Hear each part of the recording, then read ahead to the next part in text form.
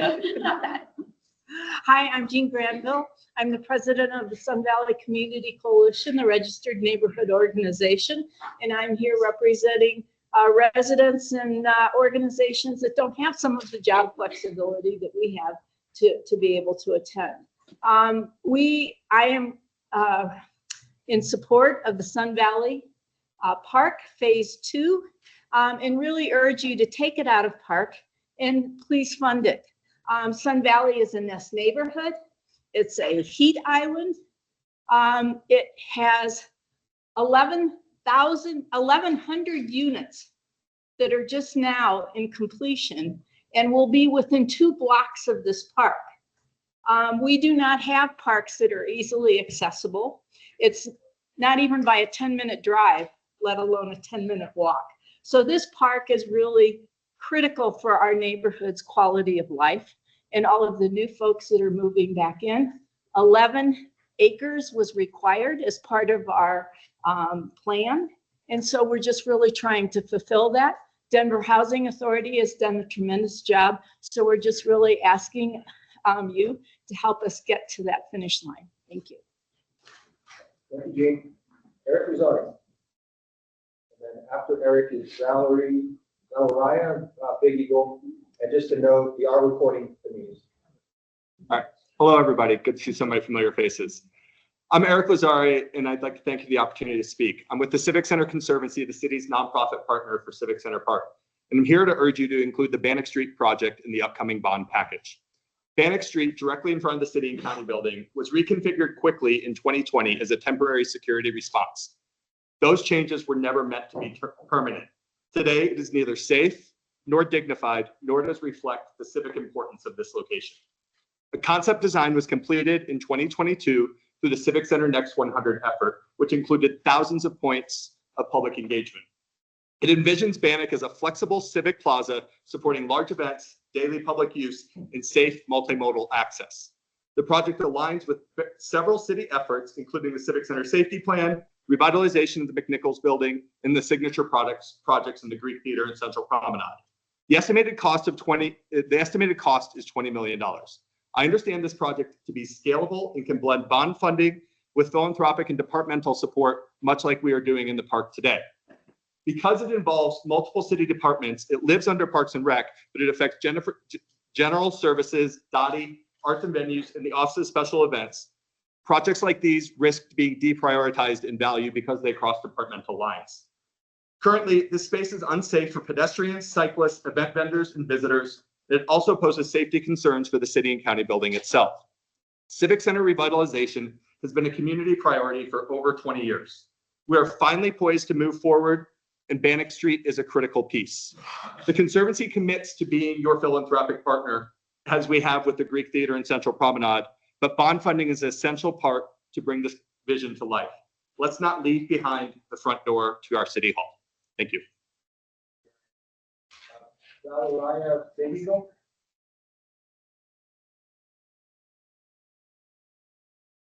John Ferguson. Yes. I have to come up here. Yes, please. Almost experience. Right about here, okay? Yeah, perfect. Hi, good morning, committee members. I'm John Ferguson, speaking for a group of people from Southeast Denver, some of whom are here with me. Stand up, guys. There we go, okay. We urge you to include social housing in the Vibrant Denver Bond Program. During COVID, we provided meals to some of the tent villages.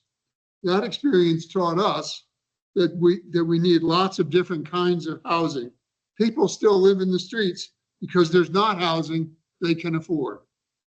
The sad truth is there will always be folks who cannot afford to pay market pricing for houses. Our current social housing, we have social housing, consists of cardboard and plastic sheeting outside on concrete and asphalt. The Vibrant City Bonds give us an opportunity to start in a new direction. Fear of public ownership has kept housing as a for-profit industry.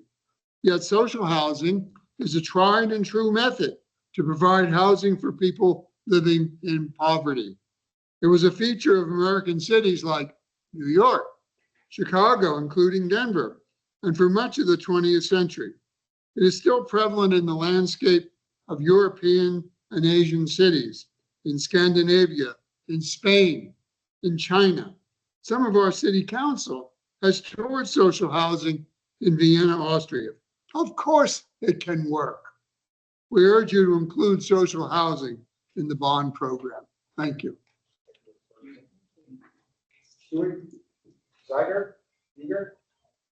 I'm gonna pass. He said what I was gonna say. That's perfect. Thank you very much for doing that. Sean Garvey?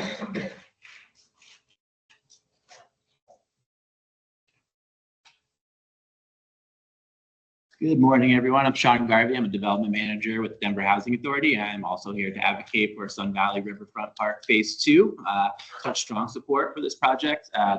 This park is the result of more than a decade of community-driven planning, beginning with the 2013 Choice Neighborhoods Implementation Grant and shaped through years of resident engagement. The community asked for open space, and this project will deliver on that. Phase 1 at just over 5 acres is funded and will break ground later this year for completion by the end of 2026. Phase 2, focused on open play fields, remains unfunded, and we are requesting $20 million in bond funding to complete it. This $20 million budget estimate is well grounded. It reflects detailed budgeting from Phase 1 and accounts for fully characterized environmental conditions on the site of the former XL tank farm. DHA and our brownfield consultants have a very high level of confidence in this figure. Sun Valley is one of the most underserved neighborhoods in Denver, and residents have waited years to see this vision realized. DHA has already invested over $7 million in land acquisition, demolition, and cleanup, and have secured a $1 million EPA grant to complete the cleanup, but more is needed to bring this park to life. This isn't just a neighborhood amenity, it's a regional destination that will activate the South Platte River Corridor, connect to citywide trails, and support health, equity, and economic opportunity. Sun Valley and several adjacent West Denver neighborhoods have been identified by Denver Parks and Rec staff and their game plan as a neighborhood of high need for park amenities based on 8 socioeconomic indicators. We have the plan, the neighborhood support, and the momentum, and with your help, we can deliver and promise create a lasting legacy in Sun Valley and for the city of Denver. Thank you. Chris Roberson. Good morning. I'm on the computer. Can you hear me? Yes, we can. Okay, cool. I'm here in support of the Sun Valley Park also. I run the Sun Valley Youth Center here in the community, and I'm speaking on behalf of the kids and families here. So part of the redevelopment, we have a lot of new housing, and with the new housing came the removal of all of our green space parks except for the park behind the Rudy Recreation Center, which does not have a playground. So super excited about the opportunity for a park to be here so that we can actually have a place for kids to gather and not individuals that should not be hanging out together, which is currently what's happening on that property. So I think continuing to invest in this community and giving individuals and families that are moving in the rights to a playground and a place that they can play in a big park that is safe is something that we're looking to see. And also, we want to make sure that we're not just building a green space, but we're providing the space that is going to connect our community. We've lost the school, so we don't even have access to that green space. So there's just a huge need in this community where you, as the city, have encouraged a lot of growth over here. So just continuing to build the amenities that actually are needed in a community where there's lots of kids and families, and they're all stacked. They don't have a backyard anymore. So creating a space for them to be able to be outside and be healthy is what we're looking for. Thank you, Chris. I see Melanie Thibodeau also on the screen. Melanie, you have 90 seconds. If you're able to keep it a little bit shorter, that would be great, given that we've already heard a couple times about the Sun Valley project. Absolutely. Yes, as you can tell, I'm with the Sun Valley Youth Center as well, and I'm representing the over 100 kids and their families that we serve every day. For years, the Sun Valley community has made it clear that they want safe, open space for kids to play, run, and be active in Sun Valley, and that the phase 2 of the Sun Valley Park directly answers that call with both open play and sports fields, which is designed from community impact input rather. These kids simply need a play space where they can play soccer, toss a ball, or be outside together. So that's why I'm urging you to prioritize the funding for phase 2 so that the Sun Valley families, and especially kids, can enjoy the open space that they've asked for so long and truly deserve. And that's it. Thank you. Quick question. Yes. Did I understand you wanting to say that the housing development eliminated the old park?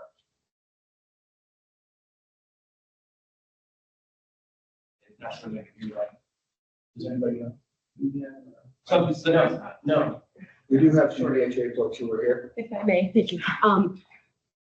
DHA did a full neighborhood transformation. So through a HUD Choice neighborhood grant, we took down the former housing, former public housing, and have come back with 965 units of new housing. But yes, with that, the green space that was in the original housing is gone. We've brought back elements of that, but this is the biggest piece that will kind of complete that redevelopment plan. And myself, just for the record, what is your name? I apologize. My name is Erin Clark. I'm the Chief Real Estate Investment Officer for Denver Housing Authority. Yes, none of that was a public park. That's correct. So this is a net add of a public city park. All right, great, thank you. Gosha Khan, Gosha also is with DHA. Gosha, if you're able to keep your remarks tighter, that would be great. Yes, I will be super quick. Gosha Khan with Denver Housing Authority. Also speaking in support of Sun Valley Park. I want to emphasize the regional impact. While it is a local park dedicated to Sun Valley community, but it is on a regional bike trail, so it's going to impact residents beyond just the neighborhood. And I'll yield the rest of my time to the community in the room. Thank you. Thank you, Gosha. Craig Allen. Hi, my name is Craig Allen. I'm the resident commissioner of Denver Housing Authority. And I just wanted to put my support behind the park. I'll make mine short and sweet. So thank you very much.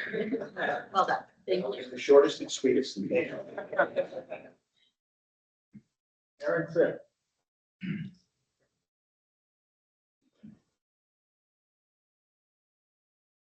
Hi, my name is Aaron Tripp. I'm a District 6 resident and a renter, and I'd also like to speak in support of social housing. Social housing is a public priority. It is a priority on the capital investment plan of the city, and it is a priority of several council members. Social housing is a sustainable way of funding development and continuing to bring dollars back into the city through rents. Cross-subsidized housing allows mixed income residents to live in the developments, and it is a great way to help to address the crisis of evictions and homelessness that we're seeing in our city. Thank you. Thank you. Stuart. Ziegler. Yeah, great, thank you. Joaquin. Good morning. Joaquin Bea, CEO of Denver Housing Authority. I am here to express strong support for funding phase 2 of the Sun Valley Riverfront Park. For over a decade, the people of Sun Valley have held a clear and consistent vision, a vibrant, inclusive riverfront park that reflects their voice, their hopes, and their right to equitable investment. That vision began with a Choice Neighborhood Initiative grant in 2013, and it has been redefined, strengthened, and shaped by hundreds of hours of community input and tireless advocacy. Today, we stand ready to deliver on that promise. Phase 1 is on track, but phase 2 is where the full transformation takes root. We are requesting $20 million in bond funding to complete it. This number is well-grounded. It reflects detailed budgeting from phase 1 and accounts for fully considered environmental conditions on the site. DHA and our brownfield consultants have a high level of confidence in this estimate. DHA has invested over $7 million to prepare this site, including environmental cleanup and design. We are ready. The community is ready.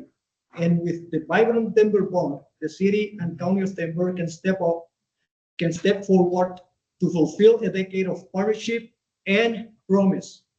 We have the plan, the support, and the momentum. Let's honor the trust we have built. Let's deliver lasting equity, health, and economic vitality. Let's build the future together. Thank you. Thank you. And our last speaker is Mike Ferrafino.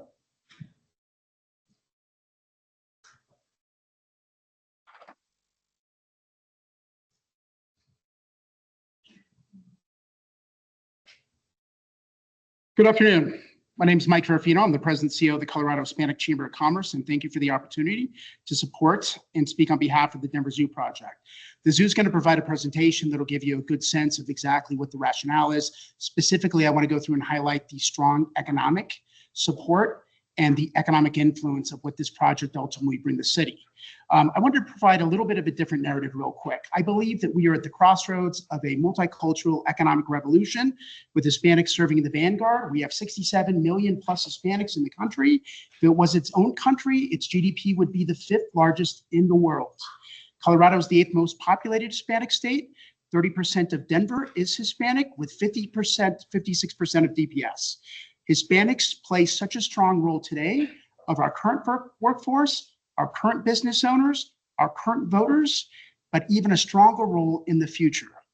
This is such a critical time now, considering that with the ICE raids and all the different reasons that we have seen minority support, DEI on attack. This is a great way to be able to go through and support a project that is not just an investment in a cultural, and I think all of them incredibly worthy of the dollars that we basically had to be able to put forward. But this is a statement piece. It's a statement piece to remind ourselves of the values and of the strong economic impact that Hispanics bring in terms of these cultural values. It also is a way to say we are going to take a stand and make a statement that is very aligned with our values, and to support, similar to how Costco has, which 98% of their board supported DEI, and they've been rewarded at the marketplace. And similar to the law firms that actually stood up to the president's administration while this attack was going on.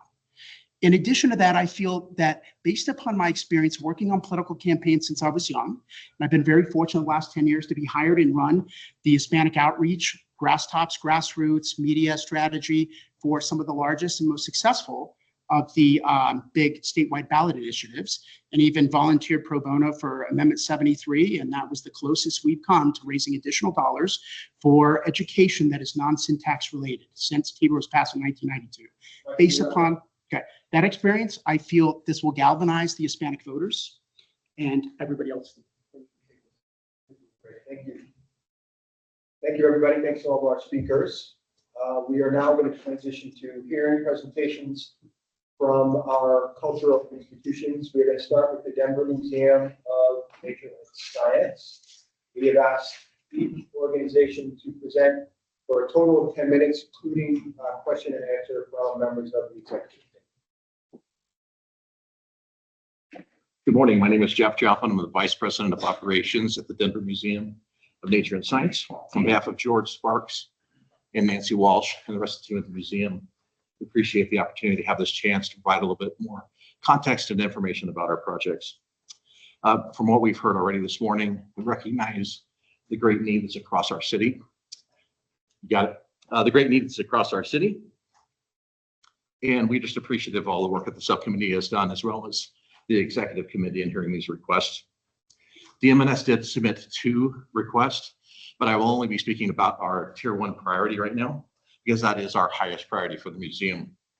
The project is drawn from our 6-year CIP plan, which identifies over $30 million in critical deferred maintenance for the city-owned facility. To answer the questions that were asked by the executive committee, does our project require matching funds? No, our project does not. All of our prior deferred maintenance projects in the past 3 bonds did not have a matching fund requirement for those project type. It's extremely difficult to raise funds for critical deferred maintenance for city facilities. DMNS does implement a strategy of putting in seed money for our initial design for our projects so that when funding does become available, we are ready to move expeditiously and get into construction for early wins for any of the bond projects. Can our projects be scaled or phased? Yes, they can. We have them tiered on a scalable project list based upon their criticality. The list of projects that we have include upgrades to our life safety systems, mechanical and electrical systems, as well as elevators and roofs. That said, the museum is a collection of 14 facilities that have been around for 125 years into one complex. Failure of any one of those systems compromises the museum and will require closures of certain aspects of the museum. We have, through our preventive maintenance program, extended well beyond the serviceable life of this type of equipment, and we're to reach the end of product obsolescence. Quite simply, we have some products or some of our equipment that there is not a replacement for without a complete overhaul. In our prior bond-funded projects, we typically have had multiple tranches that have been issued to the museum, which allows us to go out early and get the project started. Historically, all the culturals have had early wins and successes for the prior bond campaigns. But what makes the museum unique is that we can get into the market fast. We're able to get out of the gate early and have wins for prior bond projects, which we've done, as well as for Vibrant Denver. What are the economic impacts and job creations for our projects? Based upon M-Plan and Bureau of Economic Analysis data, a $30 million investment in the museum would result in 57 to 63 million in economic output, as well as 320 to 390 jobs created. What are the operational impacts of a project to our existing programs? Not much in the perspective of it's not an additional add to the museum. Much of the stuff that we're talking about is critical deferred maintenance. Fire alarm systems that, again, we have obsolescence and need to replace. If we don't do that, we're going to close sections of the museum. But when we do it, we do our work in such a way that we work off hours, before and after, so we don't impact our public, and it's seamless to the public so they still can have that experience. The museum has a project management office that works on a variety of types of projects, as well as bond projects. That group has been from Better Denver through today. We've done over $100 million worth of projects and bonds, and so we have the experience to execute on. There's no need for our team to ramp up because we're already built for it. And then lastly, what's our organizational approach to serving historically marginalized communities? Museum is proud to be responsive to and reflective of our Denver community. Our engagement strategies focus on creating equitable relationships built on the foundations of shared value and co-creation, empowering and supporting communities that we serve, and also providing a safe and welcoming space. Let me point out 4 things in that statement. It's about relationships. It's about value and co-creation. It's about empowering and supporting each other. And lastly, it's about a safe and welcoming space. So we want to ensure that the museum can be that space to all of our visitors. We strive to understand the community's values and align our efforts to support those visions. Some examples of that: Spanish language being integrated in all of our programs and into our exhibits, sensory-friendly programming, as well as accessible programming, co-creation of experiences, whether this is supporting schools, backpack giveaways, back-to-school drives, as well as our free days that I'll talk about in a minute. So what does this mean from a numbers standpoint? In 2024, the museum served over 2 million people in total. Of those 2 million people, 50% were free, whether that was on-site, in nature play, and other aspects around the city that the museum engaged. Over 1.3 million visitors visit the museum on-site last year.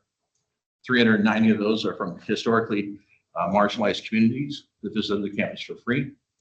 We have an additional 111,000 people that are able to come to the museum through $1 SNAP benefit admission.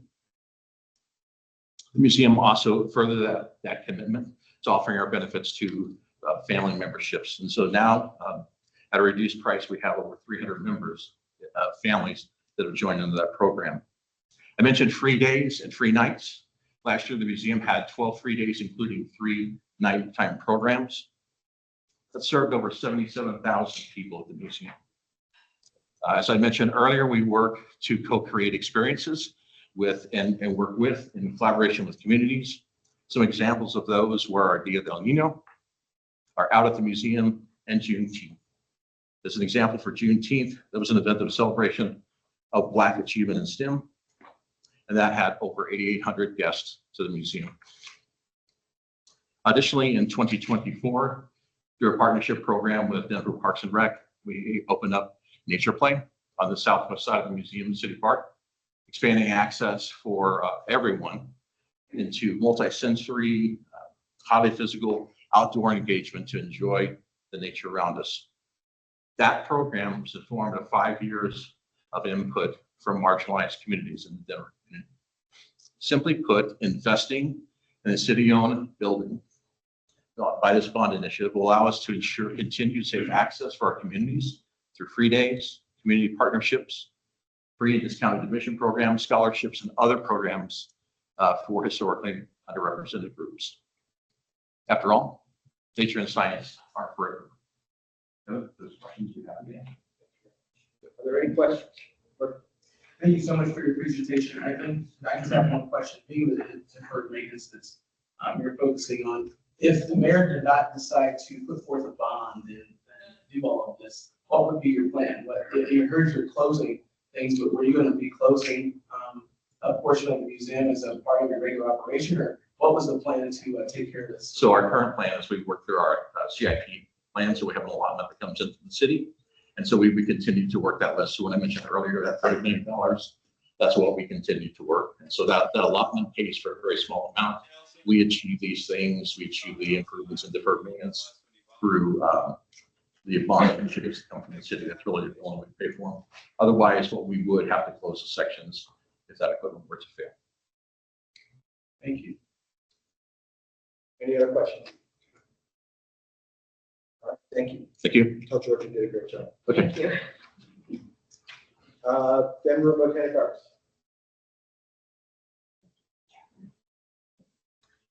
Hi, I'm Jennifer Riley Chetwin. I'm the interim CEO at Denver Botanic Gardens, and I'm joined by John Halderhead, our CFO, also by Susie Latona, our Director of Operations, and Diane Barrett, who's on our Board of Trustees. Thank you very much for the opportunity to present today. Just some quick high-level facts on Denver Botanic Gardens. We're a multi-site institution. We have 4 sites in 4 counties. Our primary location is our York Street location, which is the one we'll be talking about today. Obviously, that's in Denver, and we serve beyond our 7 counties in the SCFD 7-county metro area. But some little known facts, we are the first or second most visited botanic gardens in North America, year in, year out. So you can brag about that when you're hosting people from out of town. And we are the top tourist destination according to TripAdvisor in Denver. So we're pleased to talk to you about our prioritization of what was a 3-project submission that we had initially submitted. So I'll go through these questions. Does our project require matching funds, and do we have the commitments for these? So this, what we've decided, we initially submitted 3 projects. We have, based on feedback from your committee, elevated 1 to be our priority, and that is the Brian Vogt Event Center. It is a combined stage and amphitheater expansion and improvement, and it has an estimated cost of $15 million.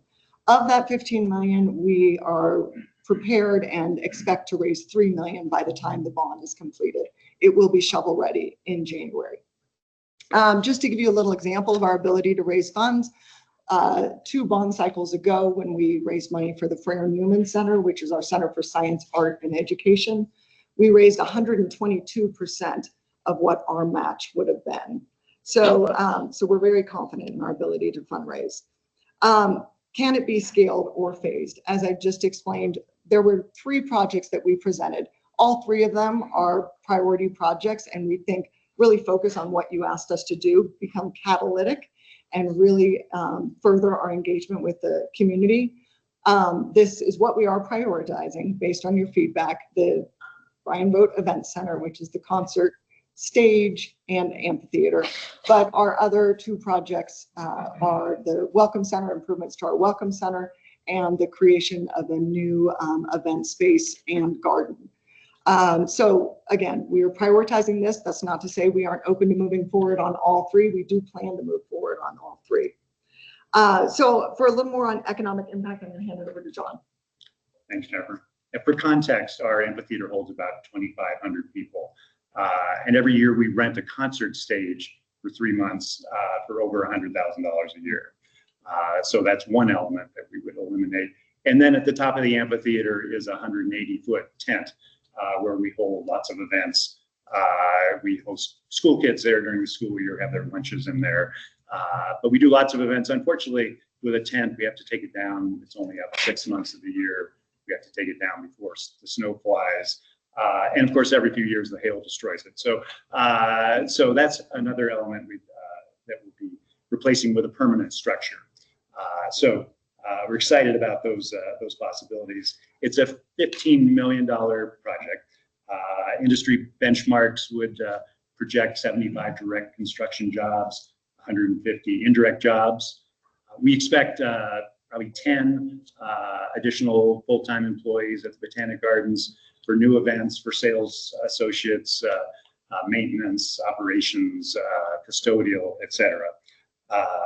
And we expect this will be a revenue generating project, $300,000 to $500,000 additional revenue. I think is conservative right out of the gate. So we expect that will grow. Of course, there's an economic impact for our community partners in that we'll be able to provide more free fundraising and other events to many of our partners. The African Leadership Group has held their annual gala in this space for the last 7 years. So that's one example. We can expand that. And we think this can be a 9-month structure. So at least, I mean, we might put in hopefully weather protecting panels that might even extend that. So really expands our operating and potential for sales. So the operational impacts, we expect savings from taking down these temporary structures. We actually expect net savings in operating. And then the additional staff, we're confident that additional revenue will cover those additional employees. So that's the economic impact. Back to you. All right. So perhaps the most important element of this is the community engagement. And we have a long track record of focusing on removing barriers to access. The reason we are naming this the Brian Boat Event Center, as you know, we lost our CEO just a few months ago, and I would invite you to his celebration of life, which is Thursday at the Gardens at 5:30. He has many legacies, but perhaps one of his greatest legacies is really transforming us into a garden for all people. That is what we focus on all day, every day. This space will really expand our ability and really help us provide more impact, community impact. As John mentioned, we do host many community events, including mayoral inaugurations. We'd love to host more of those, but we do host free, where we waive all rental fees for community events to have their fundraisers there. So that's an indirect opportunity for them to raise money. But I'd like to focus on 3 areas in which Denver Botanic Gardens is focused on removing barriers to access. First is transportation. For the last 10 years, we've run the Clinton Family Fund Go to Gardens free shuttle program. This is a partnership through which we offer free transportation because we did acknowledge and recognize that as a barrier to access, free admission, and tailored programming. So it's not just getting people there or getting them in free, it's providing something that they are interested in. That's really translating one of our core values, which is relevance. Not everyone is a gardener, but everyone is connected to plants, and that connection can happen in many ways. So getting them there, getting them engaged through tailored programming is something that we continue to focus on. Just as a little example, I sent the committee members our impact report from 2024. We served 1,500 people through the shuttle program last year with that tailored programming.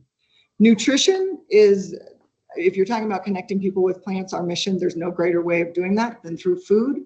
We grow food not only on our two main sites, our York Street site, clearly our farm site in Jefferson County, but through partnerships with Denver Housing Authority as well at the Sun Valley and Mariposa sites. Some interesting facts about our food distribution, working with Denver City Council Districts 3 and 11. In 2024, we served 800 families, 3,200 individuals by free food distribution, fresh produce distribution.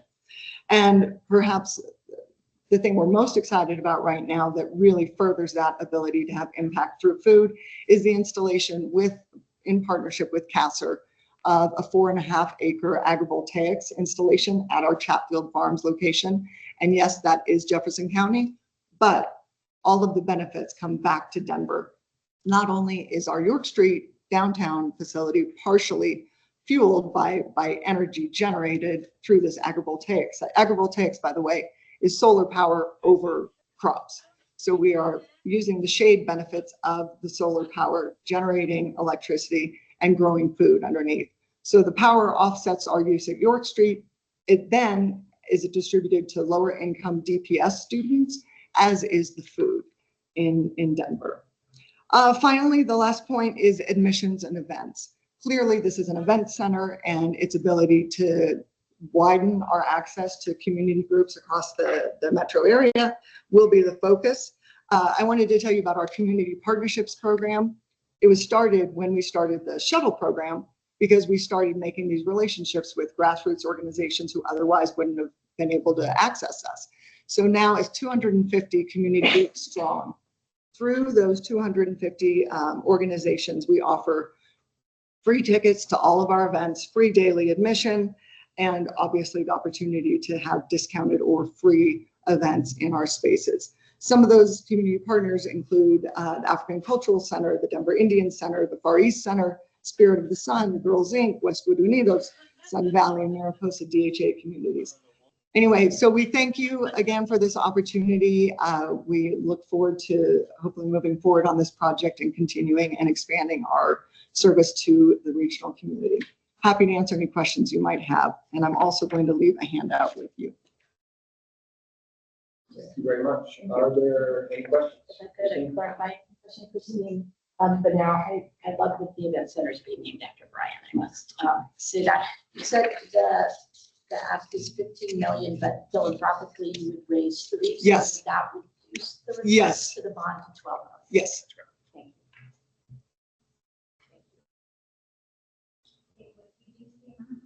Yes, to 12 million. Any other questions? Thank you very much. Okay. Thank you very much. Thank you.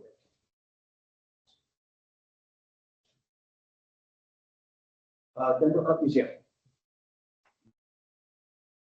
And after that will be the Denver Zoo. Thank you, thank you to the committee, the city for the opportunity to participate in this bond. I'm Curtis Woody. I'm the Deputy Director, Chief Financial Officer of the Art Museum. I'm joined today by our other Deputy Director, Heather Nielsen, who heads up our learning engagement group, as well as our Chief Operating Officer. So for more than 130 years, the Denver Art Museum's mission-driven priority is to serve the Denver community by enriching the lives, both our citizens, but also our tourists, through experiences with art and culture. Some examples of that are our Wild Things exhibit, the art of Maury Sendak. Currently, we have Kent Monkman, and later this year, we will have Pizarro, a great impressionist show for all to see. When we looked at this bond and we looked at the priorities, we looked at our priorities, and they really aligned well around accessibility and sustainability. So for accessibility, right, we have multiple strategies that we use at the Art Museum. First and foremost is every kid under 18 is free every day, every day. Last summer, we celebrated serving more than 1 million kids free to the Art Museum. The second strategy that we use are our free days. We have, I think, 15 of those, and we intentionally program on those days, such as our upcoming powwow event this September. But this is our way to engage the community. It's to open the doors to engage that relationship that we so desire with all of you, but also our citizens as well as our visitors. One of the ways that we are committed to an equitable, welcoming experience for everyone includes those marginalized communities. Our proposal, which includes power-assisted doors within the museum, 43 of those in total, was specifically driven by direct information and feedback from our visitors, from our citizens, but also our disability advocates. We want to ensure people with all kinds of mobility needs, whether that be in wheelchairs, walkers, or strollers, can fully enjoy our rich collection that is on display. The second pillar to our proposal is sustainability. As an art museum, we have very rigorous humidification and temperature standards that we have to maintain to best preserve those riches, our artwork. That requires a lot of energy use, and we are constantly looking for ways to improve. The current systems in the Hamilton building, while modern at the time when they were installed, are now at end of life and out of date. Technology is better, it's improved, and it's much more efficient. The proposed investments in these energy efficient systems, such as lighting, HVAC systems, will help us achieve the Denver's Energized Denver initiatives, as well as reduce our energy needs, but also our costs, which allows us to put more money into our programming to better serve our community in a bigger way. Our further sustainability efforts are by strategic placement of solar panels on the campus in a way, as an art museum would. We have to be respectful of Daniel Liebeskin's and Gio Ponte's artistic designs to those buildings. We are currently assessing where it makes sense to install those panels on the campus, and if need be, can be phased in over time. The final part of our component, the big driver, is a capital reinvestment, deferred maintenance, right? About half of what we asked for is tied to 10 roofs. Yep, I have 10 roofs in one of our buildings that are now 21 years old in the Hamilton building. While this represents the largest component, the need to replace those is coming due. We have been assessing how best to approach that, whether that's extending the life or replacing them, and we've settled on that at this point in time, it's best to replace them. This will enable us to engage local contractors, whether it be HVAC, a roofing company, installing the doors that will make our campus safer and welcoming, an environment for all to enjoy. We did not propose a match because putting a roof on a building is not really excites many donors in this world. So, but I do believe by replacing the roofs will allow us to keep the building open, be more welcoming with that ease of access through the facility, and reduce our demands on the energy grid that supplies us. Thank you. I think I've got everything, and I would open it up for questions. What is the total impact? About 9.1 million with the city's escalators in there. The roof itself is roughly 4.5 million. The total ask with the city's escalators, public art, all that stuff with about 9.1 million. If you break it down into individual parts, about $1 million of it is equipment for heating and cooling, about $1.2 million for the accessibility doors, and 4.5 million for the roof. Second, how much energy savings do you achieve? That's unknown at this point. We're still in the feasibility study phase, but I would expect it to be fairly significant. Do you have nothing at this point? Yeah, we're not that far in the feasibility study. That would be helpful enough. Okay, we'll try to get that. Yep. That's X. What was it? We'll circle back on that. Any other questions? Thank you very much. Zeus.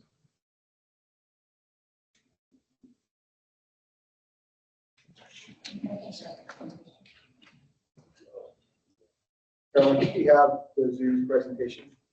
Are you able to go full screen?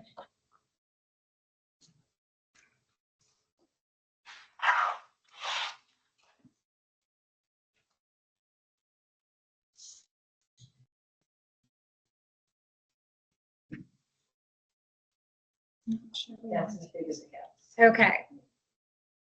Good morning, everyone. My name is Crystal Torres de Herrera. I am the Chief Operating Officer of the Denver Zoo Conservation Alliance. I am joined here today by our board chair, Charles Scoggin, our former board chair, Marcela Delamar, various members of executive team and zoo staff, and community legends and icon, the Honorable Ramona Martinez, and of course, Mike Ferrafino. Let's go to the next slide, please. The zoo has been a treasure, a community treasure for 128 years and counting. And the zoo is for everyone, no matter who you love, what you believe, or where you come from. Denver comes together at the zoo. It's an affordable place of joy that sparks hope, pride, and possibility. And we have a deep commitment to equity and belonging. We ensure access for all. We remove financial barriers so everyone can experience the zoo. As you can see here, over 25% of our guests access the zoo through free and reduced programming. We offer free days. We also do a lot of other impact in the community. We also reflect our community. We celebrate Denver's diversity, so every child can see themselves in our language, our culture, and our wildlife. We create a space to belong. As an autism certified site, we offer sensory friendly spaces, bilingual signage, and inclusive programming for all abilities. And we engage beyond our gates. We reach over 1,150 students through our free field trips. We partner with over 517 schools, and we're launching a mobile outreach program to take the zoo to the community and meet the community where it is. But we also partner with purpose. We work with local groups across arts, education, wellness, and workforce development to expand opportunity and equity. Next slide, please.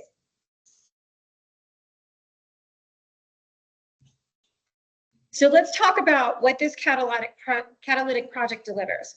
We're offering 100% match. We're doubling the city's impact and investment. Every public dollar unlocks a private dollar, doubling the total investment and maximizing community return. Scalable, yes, this project is scalable, and we're happy to have that conversation. Operational gains. This project solves 35% of the zoo's most urgent deferred maintenance needs, boosting safety, sustainability, and resilience. But we're also shovel ready. We break ground on December 3rd, and the zoo will host a community-wide Latin America themed celebration to celebrate the bond approval and launch this project. Next slide, please. So let's talk about the economic impact. And we did not grade our own homework. We went out and got an economic expert to come in and do a 2025 economic and fiscal impact study. And these numbers come directly from that study.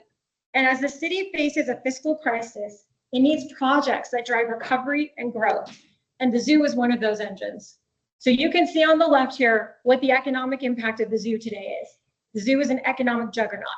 And on the right, you can see in 2030, when the project is complete, what that economic impact will be. 368 million in annual impact, 17 million in regional tax revenue, 2,100 jobs. Again, highlighting our 25% gas-free reduced admission, and 85% of this is net new to the city. What does net new mean? Means that this economic impact would not exist, but for the zoo. And on the bottom, you see something else. You see that during the project period, there's also additional economic impact, incremental impact to SCFD and Denver, that even while we're building this project, create wealth for Denver. So this project brings in an additional, on top of everything you're seeing, 1,900 construction jobs. Those are high paid construction jobs for our community. Those are MEP, mechanical, engineering, and plumbing for our tradespeople. And you can see here for Denver, 345 million. For SCFD and the counties, 460 million, 1.25 times the baseline. Let's go to the next slide. But this is not just an investment in a project. You're also investing in a project delivery team. And we're not just ready, we're already moving. If other projects are not showing you these details, they're not shovel ready. We planned ahead. We understand that bond dollars will likely not flow to the culturals or the projects that get them until Q2 or Q3 of 2026. So we're advancing zoo funds now to stay on schedule.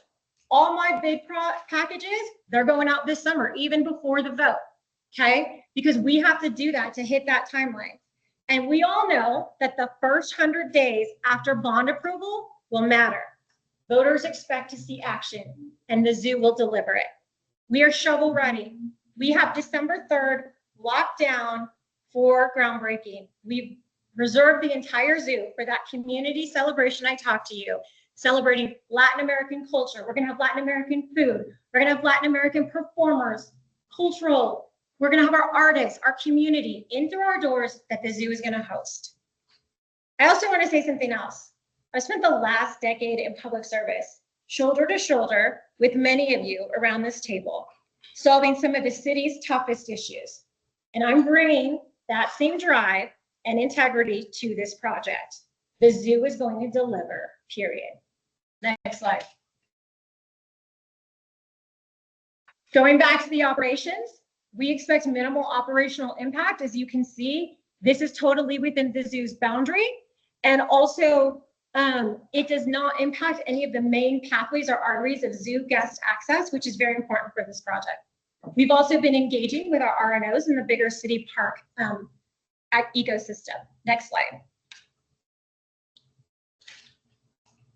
In a chaotic world that you all heard about today, right now going on the steps of the Capitol, what do we need? Our kids need hope. Today's world feels uncertain, marked by fear, division, and instability. Our children deserve more than just shelter from the storm. They need safe spaces that spark hope, pride, and possibility. These aren't luxuries. They're the building blocks of a healthy community. Not a nice to have, a must have. This project and the zoo delivers exactly that. And I was one of those kids. I wasn't always a sure bet, but the animals and a safe, inspiring place like the zoo helped shape the leader I am today. And with that, I give the rest of my time to the committee for questions. Thank you. Any questions? First of all, two questions. One, does any other zoo in the country have a Latin American? No, not like this. This would be the only one. This would be a premier exhibit like this in all of North America. There are small things like one-off species, but nothing of this magnitude and ecosystem. I would also just say the Denver Zoo is ranked the #3 zoo in the entire country by Newsweek, which gives you a sense of the scale in which we, right, you want to build a great city. You challenge us to imagine a great city. You've got to have these great culturals that operate at that level.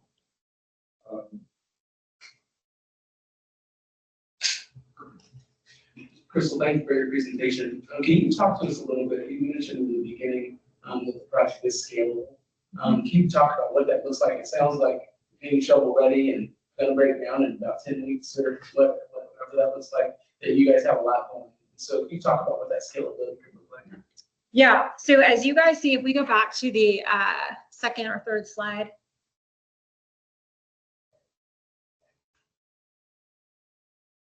As you guys are aware, we are required by the American Zoo and Association and the U.S. Department of Agriculture.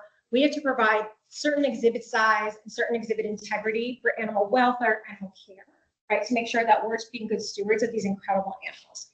And so the conversation we're happy to have at a later date with the committee is kind of thinking through, while maintaining that integrity, what this could look like if we were being asked to scale that. But it would have to hold true to those regulations. And how many kids do you expect now versus how many kids do you plan to expect with this?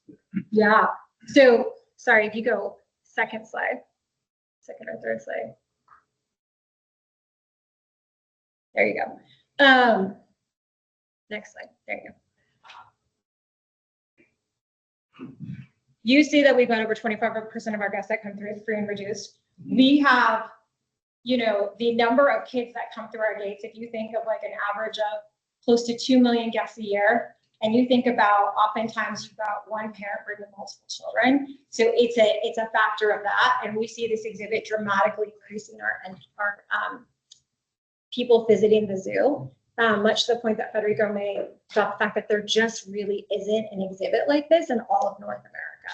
And so we really do think we would have people not just coming from Denver and not just from within the state, but this would be a destination that, again, as we think about the city's fiscal crisis, would really attract children from all over to come and see this and to see a place where they could see animals and culture that reflect who they are.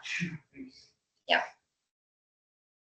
Any other questions? My last question is, you might recall that when we first got our presentation from the subcommittee, it was stated to us that the land being used here was already zoo land. But what you've been clear is the land that you're going to use is not usable. Correct. It's not usable. Yeah, absolutely, Federico. Thank you for asking that. So this is long shuttered space. That's the part that we're talking about.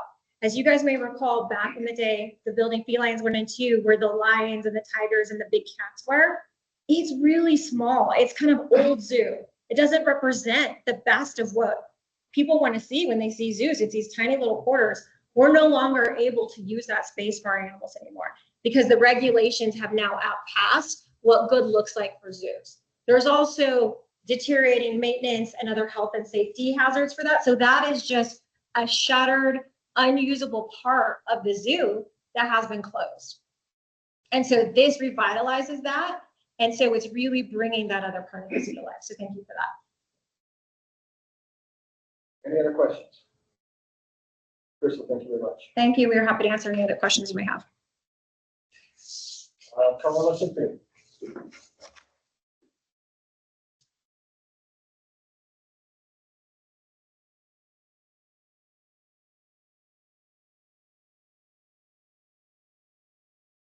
Dear committee members, thank you very much for having us. My name is Daniel Wachter, President and CEO of the Colorado Symphony. My executive leadership team is together with me in the room today, joined by Jen Morris and John Graham from Denver Arts and Venue, who are the owners and the operators of Betcher Concert Hall. If you go to the next slide, Betcher Concert Hall is a city-owned and operated building with the Colorado Symphony as a tenant who provides programming to this building. This concert hall has not had a major renovation for almost 50 years. Because of that, 8 out of 10 systems are either in critical or poor condition, according to the city's own facility assessment. If these items go unfunded, the hall might become unusable. The Colorado Symphony has to consider its liability risk with the current state and condition of the hall. We have had patrons fall due to lack of safety railings. We have patrons with mobility issues not being able to get to accessible seating when the elevators were out, which happened times in the previous season. If we're no longer able to program the building, it will have serious economic and civic impact for both the Colorado Symphony and the city of Denver. If you don't mind to go to the next slide. In terms of the question about matching funds, as the tenant of the building, we have committed to raise $30 million through a capital campaign toward the project. The Colorado Symphony today is in a strong financial place with a $95 million endowment and a board of trustees which welcomes and is prepared for this opportunity. So we feel confident that we will raise the match through a combination of naming opportunities and private fundraising. The next question, if the project is to be scaled or phased, yes, the project can be scaled. In fact, prior to making this ask of the bond, we already scaled the project back from $220 million down to $125 to $150 million each. Since we just received the questions last week in preparation for this meeting and recognizing the significant constraints for the bond program, we worked with the Denver Arts and Venue to understand the potential to further scale. Based on these discussions, we are revising our request from the bond from $125 million down to $90. However, we're strongly convinced that we cannot phase the project because it would be more expensive and it would take much longer time. And the extended timeline would really put the Colorado Symphony revenue streams at significant risk and not meet the operational needs, neither of Denver Arts and Venue nor the Colorado Symphony. And lastly, it would eliminate the market value of a capital campaign. Great. Hi, Thank you again for this opportunity. I'm Corrine Miller, the Chief Financial Officer at the Colorado Symphony. Betcher Concert Hall as a building really doesn't have much in the way of economic impact or job creation. However, with the Colorado Symphony programming this building, we have significant impact. The data that's shown on this slide, and you have the material for later, does not include increased use for new spaces that could be created with the renovation or reduced utility and maintenance costs. The renovation itself is estimated to generate an additional $1 million per year of economic benefit to downtown after the renovation happens. Also, in this current fiscal year, our fiscal year ends June 30, the Symphony has generated and remitted to the city just under $1 million of seat tax. It would be our plan that as it grows, we could be over 1.2 million in seat tax annually post renovation. This project is shovel ready and can be completed within 6 years. Our hope is that it would be one of the early action projects to get economic stimulus started quickly and help with the current economic situation. Next slide. The Symphony is a committed tenant in this city-owned and operated facility. We do not expect or anticipate significant operational increased cost from a Symphony standpoint, but they would be covered by the additional revenue generating opportunities. Next slide, please. I'm Tony Pierce, the Chief Artistic Officer of the Symphony. This work is meaningful to me. It is meaningful to our staff, our trustees, and our musicians. We are aware of the historic perception that the Symphony is an antiquated institution. I'll give you a few examples that will help correct that perception. This year, we welcomed more than 11,000 Denver Public School System students to Betcher Concert Hall, more than 40,000 students all in. Since 2016, we have distributed 36,000 tickets through our community ticketing initiative. Every season, we work closely with the Mexican Cultural Center and the Dr. Martin Luther King Jr. Humanitarian Commission to prevent free community concerts. The artists that we collaborate with on these programs are informed by our partners. I'm especially proud this year of a partnership with one of our imagination artists where we generated $70,000 in philanthropy for the American Indian College Fund. Answering this question is really best shown by what we do on stage in Betcher Concert Hall.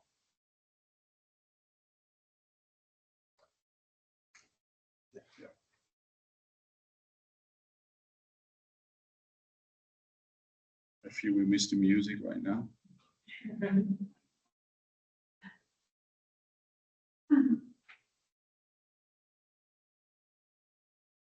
Would you mind to check the audio setting? Okay. It's just boring without music, isn't it? Sorry, but it's on. Yes.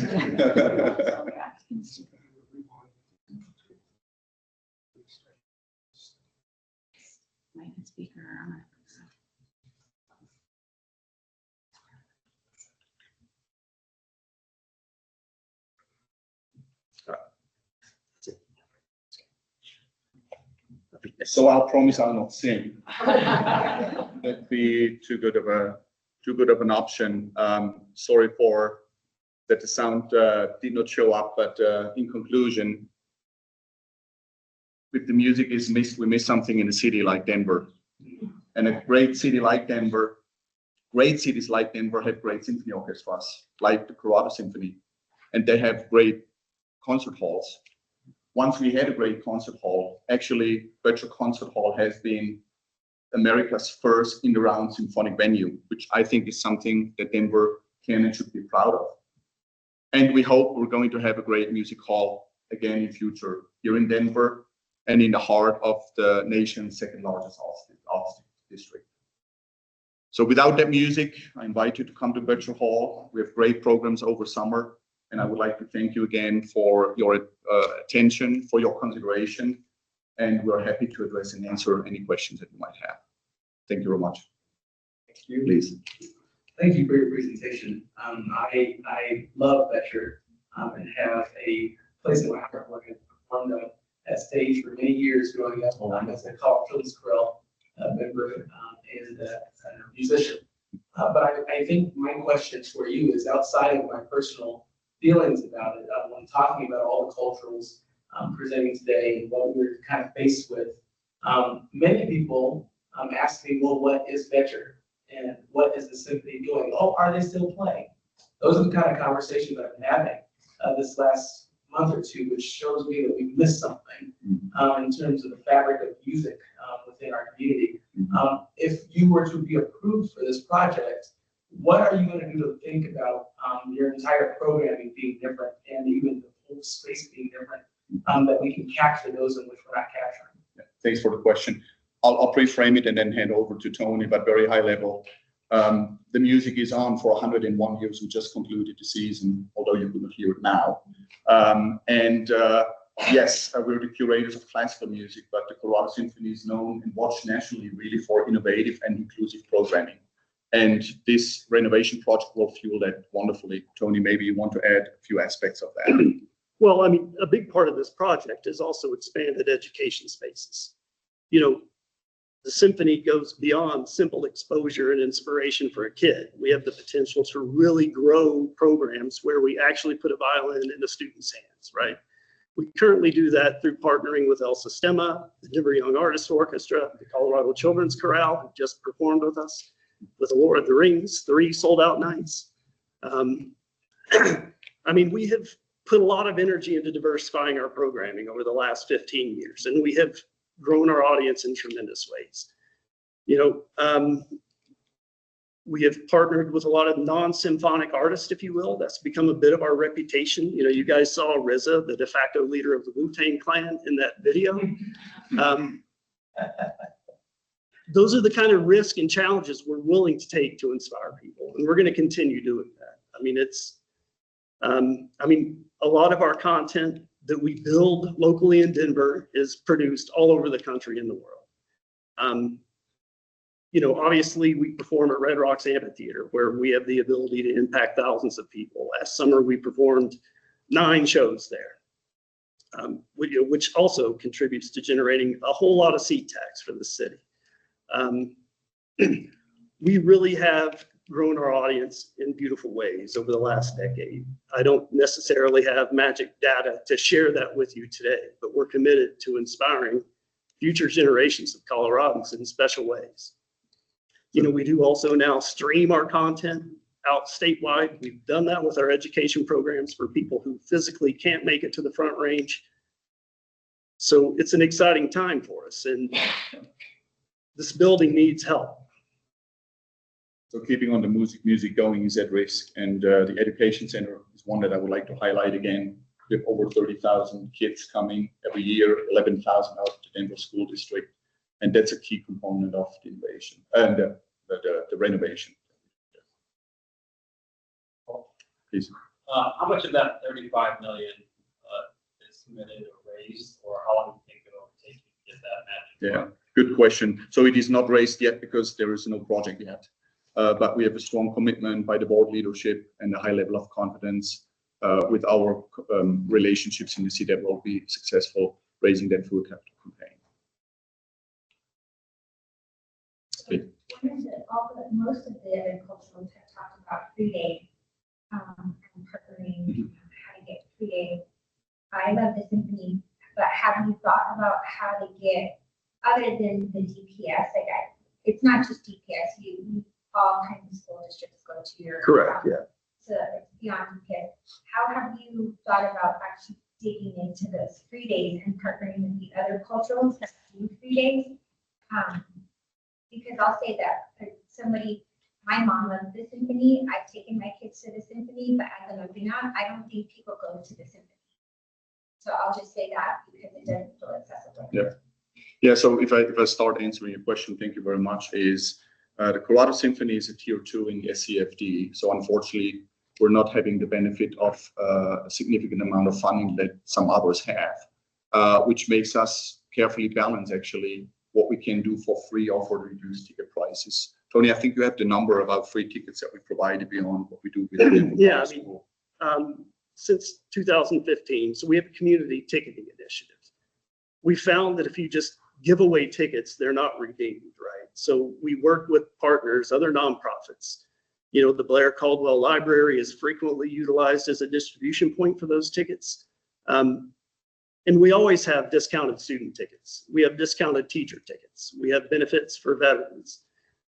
We have senior discounts. I mean, we do produce free community concerts, right? We have. We perform in Civic Center Park on July the 3rd annually for Independence Eve, right? I know that's not in Betcher. You know, Latin Beats is a program that we've partnered with the Mexican Cultural Center for 20, 30 years, I believe, right, Marcella? Yeah. Those are all free concerts. Sarah? I have a very similar question. I think on free tickets, I could have taken this note wrong, but I thought, what was the number again that you had said currently distributed? I thought there was 11,000 numbers since 2016. Well, 11,000 is the number of DPS school students this year in Betcher. 36,000 is the number of community ticketing initiative tickets. Yeah. Any other questions? Any final thoughts? Thank you for your consideration. Appreciate your time. Thank you. All right, thank you very much.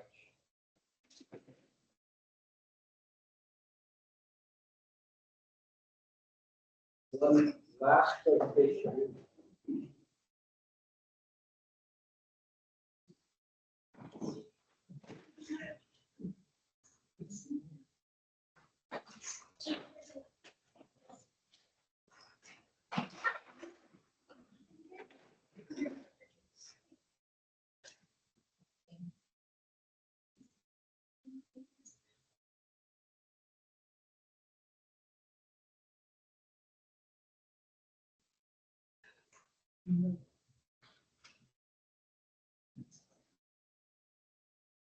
Hello, everyone. Members of the Vibrant Denver Bond Executive Committee, thank you for the invitation to present a high-level overview of the DCPA's Bond Theater Complex funding request totaling $5.4 million. Two things. We were asked to submit a mini bond request, so ours is significantly less than other organizations, but we stand in solidarity with our cultural partners and appreciate this committee's willingness to support our arts and culture sector. Second, in your binder behind tab 1 is our full presentation, which we're going to quickly go through on the screen. My name is Shanna Sinden. I'm the president and CEO of the Denver Center for the Performing Arts, and I am joined by my colleague, Jane Williams, who is the Chief Financial and Administrative Officer of this organization. The DCPA opened its doors on New Year's Eve, 1979, and today we are pleased to offer, next slide, 6 programming lines, which are listed in your presentation. I want to ensure that the members of the committee understand that we are not the Denver Performing Arts Complex. That would be Jen and Gretchen and others. We are the DCPA, and we are the theater arm. We produce live theater in 7 of the 8 venues on the arts complex. Next slide, please. Following the pandemic, in partnership with our community, we updated our guiding statements and values and launched our 5-year strategic plan with 6 goals, 2 of which are completely aligned with the purpose of Vibrant Denver. We have 3 areas of focus. Next slide, please. We have 3 areas of focus: programming, engagement, and sustainability. And the 2 goals we are focused on with this bond application are goal 1, of creating 1 million engagements annually, and goal 6, which prioritizes long-term sustainability to deliver on our mission. Next slide, please. The 4 main components of our bond application include activating the Bonfils Theater Complex and significantly modernizing our patron and guest experience to align with the Vibrant Denver Bond objectives, establishing critical safety infrastructure and creating a consistent security experience across all arts complex. This is the one venue that is not treated the same in the safety and security space as all the other venues on the arts complex. We're focused on improving energy efficiency to support energize Denver targets, and enhancing wayfinding. Next slide, please. Here is a rendering of the Bonfils Theater Complex following the expansion and reconfiguration of the building, and you have a comprehensive overview of our proposed modifications in your binder. Next slide, please. You requested that we address 5 specific questions today. Our written responses are included in the PowerPoint presentation and in your binder. The first question, does our project require matching funds? No, this bond request covers all project costs. Question 2, can our project be scaled? No. Given the interconnectivity of the project scope, the safety, sustainability, and patron experience improvements, this needs to be integrated and would be completed over a 1-year period. Question 3, what are our operational impacts of this project to existing programs? There is no additional annual operating or capital maintenance. The new vestibule that you saw just very briefly is expected to reduce heating and cooling costs by minimizing air loss and improving overall efficiency. Question 4, what are the economic impacts and job creation projections for this project? The Bonfils Theater Complex promotes economic activity on multiple levels, both directly and indirectly, by enhancing the functionality, visibility, and appeal of the Bonfils Theater Complex as a cultural destination within downtown Denver. In our written response, we build out specific examples in the following areas: job creation and local employment, increased attendance and visitor spending, enhanced venue competitiveness and tourism, support for downtown revitalization and business attraction, and boosting tax generating activities. Next slide. The last question you asked was, what is your organization's approach to serving historically marginalized communities? The Bonfils Theater Complex is the artistic home for numerous community programs and partnerships that support marginalized and diverse communities. In our presentation, we provide comprehensive examples of specific ways in which the Bonfils Theater Complex is a cultural hub for our community. We also generate more than $200 million in economic impact each year, and we are proud of the community engagement and audience development efforts to welcome patrons, students, and guests across the region to the DCPA.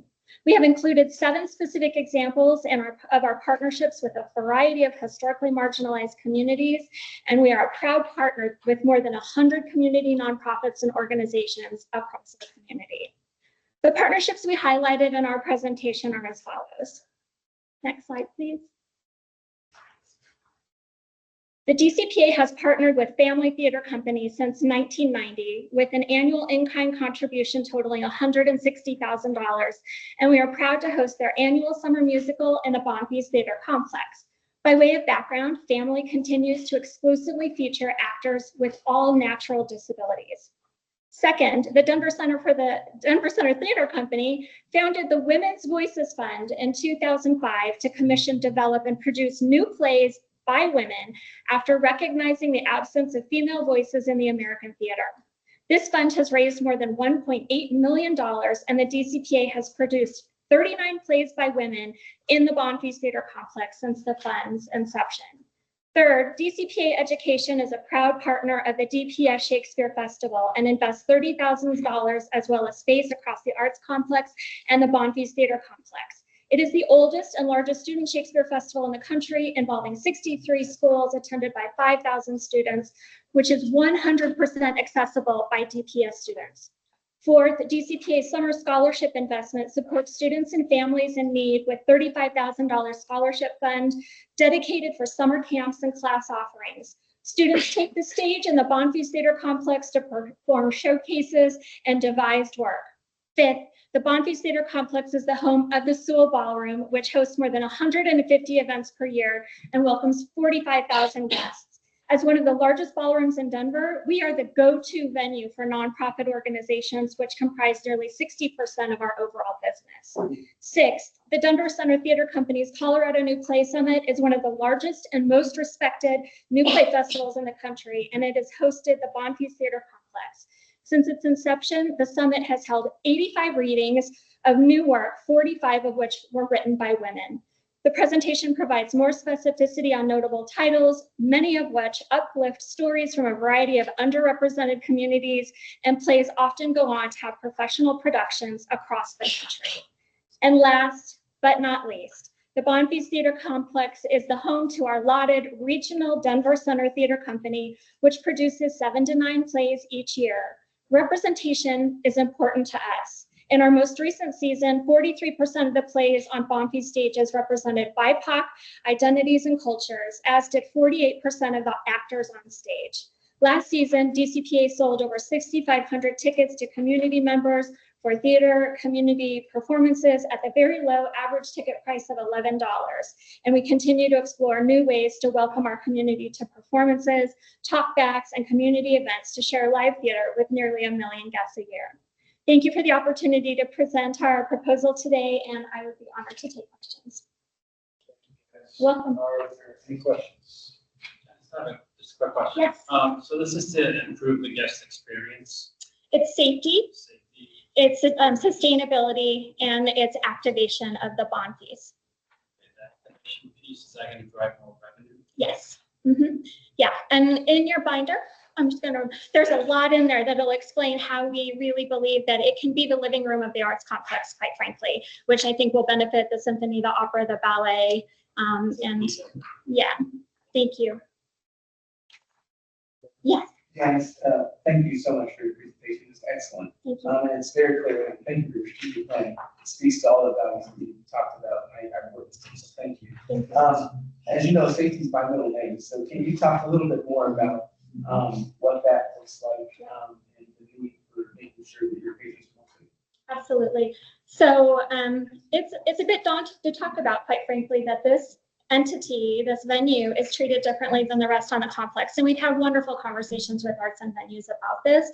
But when you walk into the Betcher, you walk into the Ellie or the Buell, there is a very robust screening process. And ours is done by our usher corps and by our security team. But there isn't an evolve system, there isn't a wanding system, and we really need to fix that. And so what we want to do with this bond request is standardize the way our patrons are welcomed into the building and make sure that everyone inside is safe. And so we would work with the city, of course, and we built that out very robustly in the last slide in your deck about what that would cost. We are ready to go as soon as funding is awarded. Thank you. You're welcome. Thank you. And we'll consult with you and make sure we do it right. Okay. President of the council. Thank you, Jeff. You're welcome. One question I have is, so in your capital, is that, my question is shovel ready? So Yes. is that the schematic that shows that it's shovel ready? So the $5 million doesn't have to go to an architect firm? We're all done. Yeah, you've got the renderings and you've got the capital planning budget that's included in there. Thank you. Janice, good to see you again. It's nice to see you too. Thank you. For the benefit of the committee, Janice knows that my wife and I have been meeting for several years about how to increase the minority participation at the complex, in particular in the theater.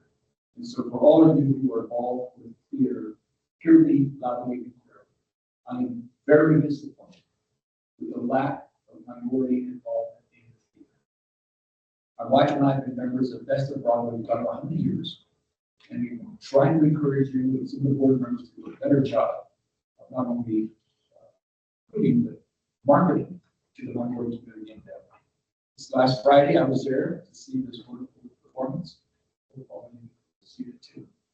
Was that Anne Juliet? Yes. Very good. So Janice, I looked around the audience and I think there were 2 Latinos and maybe 2 African Americans and 4 Asians. Everybody hearing me? I'd like to see the broader community really participate and see these Broadway productions that are brought to Denver. I came from a small town in Brownsville, Texas, where I never had the opportunity to see the symphony or theater and all this. But here we are in Denver with all these young kids, minority population, still not really deep into it. And I read all the stuff that you all are doing, but you got to do more. So I hate to be so direct, but this is an internal meeting that I've had for a long time, and I'm trying to work with your board through that. I appreciate that. So please. We hear figure out you. a way to do this. Yeah, thank you. Thank you, Mayor. Other questions or comments? Thank you very much for the opportunity. Thank you. Thank you. All right, I think what we're gonna do now is take a 15-minute break. It is 12:35, so we'll try to come back in about 10 minutes. Thank you, everybody. Thanks to all the presenters. We'll follow up if you have any questions. Are we grabbing money?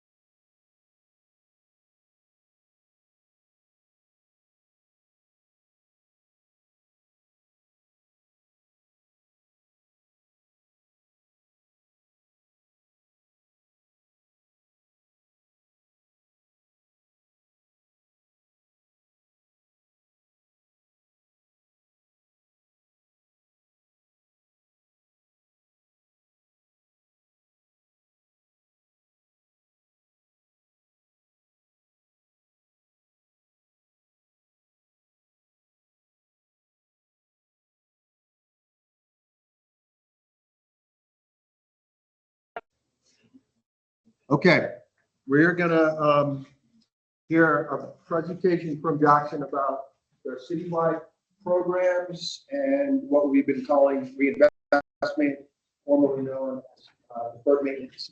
For the benefit of folks who are online and in the room still, the executive committee is not going to be doing any additional deliberating or decision making today. We're going to hang out for a little bit longer, but if you'd like to get on with your day, do so knowing that there will not be any decisions made.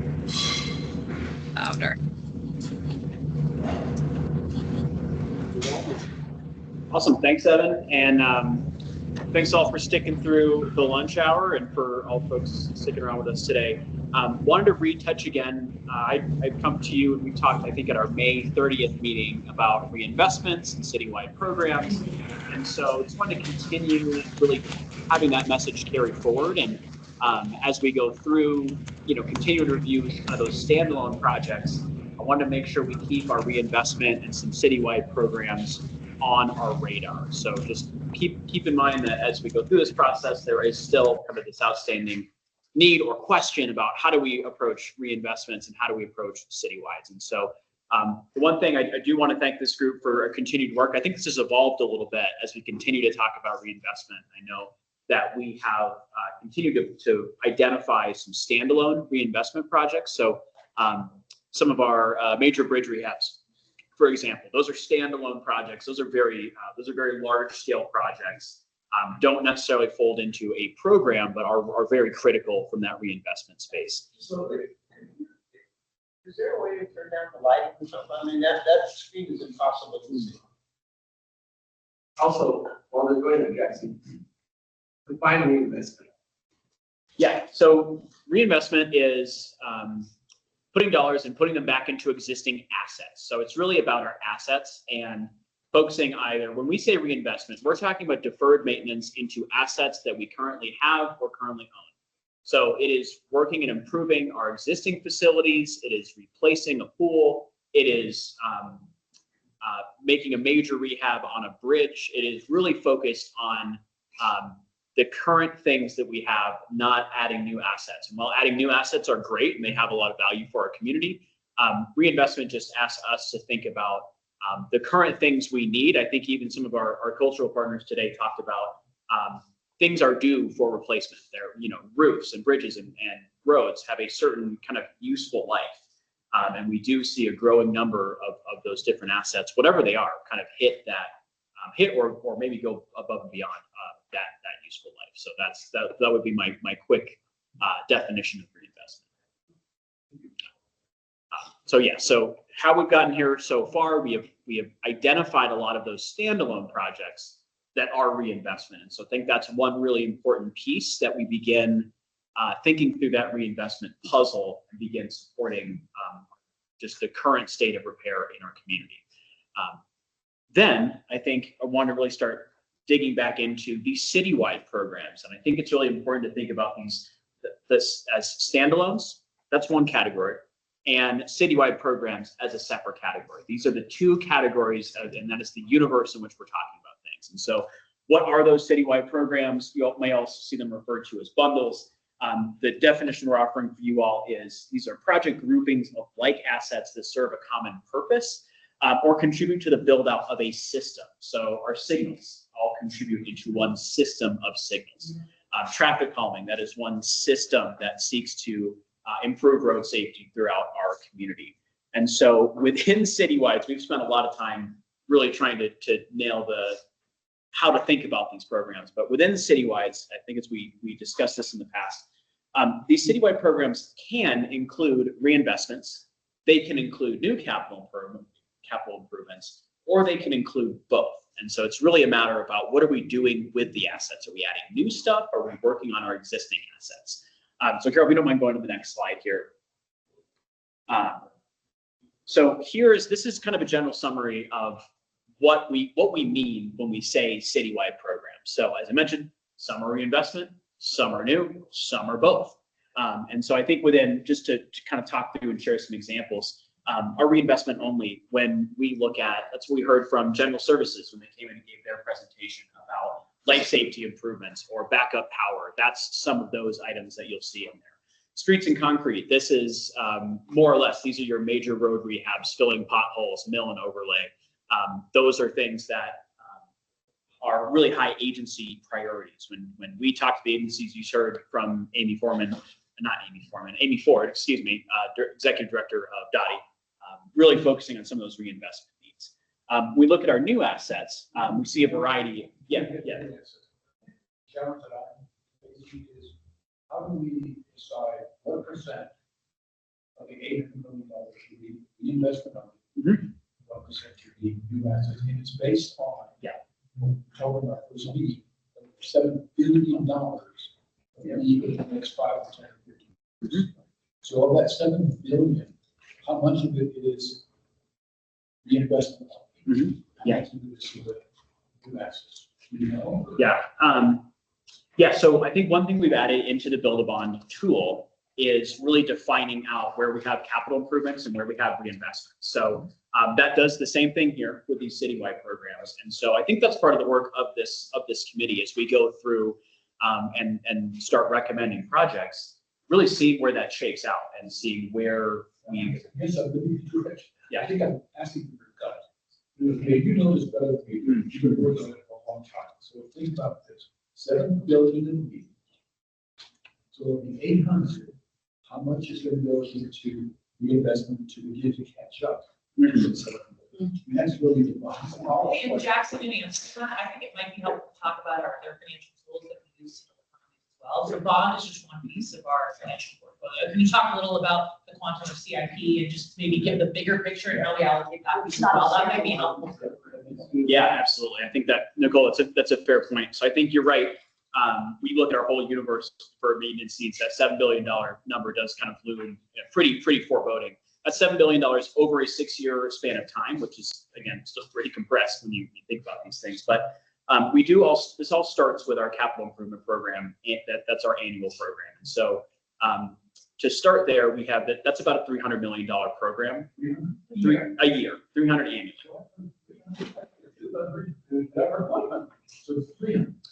The CIP total, if you add up all of the funding sources, that's going to total just under, it's like 200, at the 25 CIP was like 290.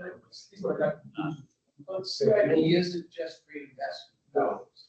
That's all capital. That's right. So I want kind of the big capital picture, and I think we should think about our investment allocation across the whole portfolio of our dedicated capital. Yeah. I thought the CIP was primarily. It is about half and half reinvestment and new improvements. So when you look at this year's the 25 CIP, it's 300 dedicated sources that are in there. Yeah. Yeah. So I think across the CIP in total, about 120 million of that is reinvestment.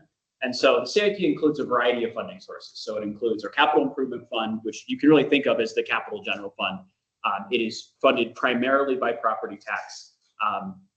That it is 2.5 mils dedicated to specifically to deferred maintenance, and then it is 1.96 mils from the property tax, which can be used for more broader purposes. CIP is that source.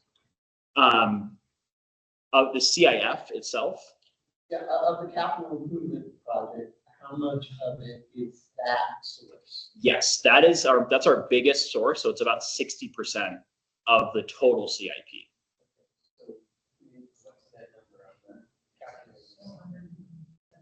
Yeah. It's about 160. Okay. Yeah. 160 million of 300 million is property tax revenues essentially. Correct. And all the others are various special funding, sales tax, this, that, the other. So the Parks Legacy Fund, for example, they make some of those dollars end up going to the capital fund to pay for capital maintenance and or capital projects related to our parks. Some of it's from libraries, some of it's from CASR now. They're contributing some of that over. So maybe a good way to think of it is 300 total, 150 per Jackson's point is our flexible, what do we allocate? And the others are for parks, libraries, transportation, other items that we cannot move. Correct. I don't know, Jackson, if you have a sense, I don't want to be on the spot, but historically, or even just last year, what percent of our total is going, for example, to transportation? What percent is going to other things? That might be of interest. Yeah, just specific to reinvestment or across? Across everything in CIP. Yeah.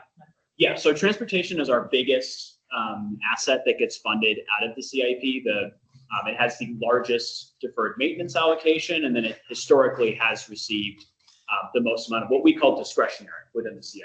So just to take another step back, the CIP, when you take a look at that 300 million, how we kind of divvy that up is there's kind of a couple, it's more or less a waterfall. So the first thing comes out is debt payments and kind of these mandatory commitments out of the CIP.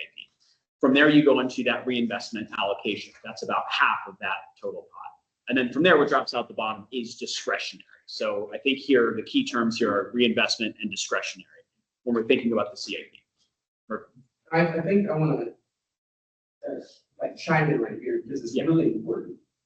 It was actually Jackson, when I was the general services director, it was Jackson, who was the maybe finance guy, who was my representative, who came to me and said, Murphy, we can't fund a lot of the projects that were past due for 5 or 10 years right today. That was in 2017. And we had this continued waterfall of projects that continuously need to be funded through the capital, but not enough money to do so. And so I guess my question, Jackson, so I'm trying to get to your original question, which is, what is that number? And to me, it's a policy decision. It's not actually a Jackson decision. It's a policy decision. If I was king for a day, I would say the whole bond goes to that because it's we're so far behind. But that's not the right thing to do because our politicals of the world would say you won't get that passed. And so the question I have for you, Jackson, is how many of our projects are aged past 10 years and are end of life and or at critical infrastructure allocation for that reinvestment portfolio? I think I don't have that specific number, but what I will say, just a quick preview, I think this is exactly the conversation we wanted to have with you all today. So this is really great feedback. Friday, I think we're preparing a little bit more of, I think what Laura is calling a menu of options for how we approach reinvestment and citywides. And so I think that would be a really great number to pull. I think more subjectively, the way I would answer that question is I think there is a substantial number of projects that are at or past their useful life from our assets, whether you look at different bridges or different facilities. You heard from the Art Museum today about the roofs, that is not unique to the Art Museum. That is, we've heard that across a variety of agencies. So whether it is your bridge infrastructure, your road infrastructure, your facility infrastructure, that is a really, really common theme. And I think this is something that we see all the time, and we're talking about these assets that are past their useful life. Different HVAC improvements is a good example. We've heard that from CASR, from general services all over the place. So I think that's a specific answer we can get for you. But yeah. Well, I guess I'm going to just jump in, give you my own opinion. I would say we address the critical infrastructure like we have. We talked about the bridges, right? Safety, those need to get done. I think we said, well, we're still debating, but we said those are required. But I think beyond that, you're not going to solve the city's problem in terms of the 7 billion, whatever that is, by doing the same thing. So we need to also look at this quantity we have. What opportunities we have for economic, not only short-term economic benefit, but also tax revenue, right? So, and I haven't done the math, but like Crystal presented, that tax rate increases from 12 million to 17 million by 2030. That's $5 million net to the city, I think. I have done that. So I think by doing that, you can also be able to put more money in the city's pockets for those benefits. Except that we never do. And we talk about it being the same thing. It's actually not, because this conversation happens every bottom part of all of it. It's always less. Because we never actually end up funding all those projects that need to be done. And we actually always say that's give me a project example of Albany Pond that was revenue generating. I mean, sure, increased taxes back in the city, right? Did it not? Sure. Yeah. Sure. I'm just, what I'm saying is that we tend to put the other projects on the back burner. For example, roofs. I've talked about roofs for so many years, and they always end up getting pushed off because they're not sexy, right? Until one falls down and hits somebody and all these things. I give that as an example where I do think we have to focus on it a little bit, and Mo, I 100% agree with you that you do have to get tax revenue generating projects, and it has to be part of it, but I think we have an opportunity to look at it a little bit differently. And that CIP, the non-sexy projects don't tend to get as much attention with general services specifically. Transportation always gets all kinds of money, always. But it's the general services projects and the buildings where they can say, ooh, that can last for 1 or 2 more years. I don't think a bond should be used to solve. It's hard to, there's nobody to blame. This has been going on for 30, 40, 50, 60, whatever years. Yeah. So it's hard to solve the problem, but I don't think a bond should be used to say 20% of this money is going to go to perfect into a reinvestment. I think we need to use it as an opportunity to, one, address the concerns of safety, like bridges, right? Can't just be like, we'll wait on that. But I think beyond that, we need to look at what is going to drive more revenue, therefore more taxes, and maybe help with some of this long-term solutions. What percent that looks like, for me, I put 5%. I think both, I'm just going to say a little bit here. I think both are important from my perspective. Revenue generation, 100% is something that I'm thinking about as I'm facing this. Like every day I get to the budget news, right? I'm the council president.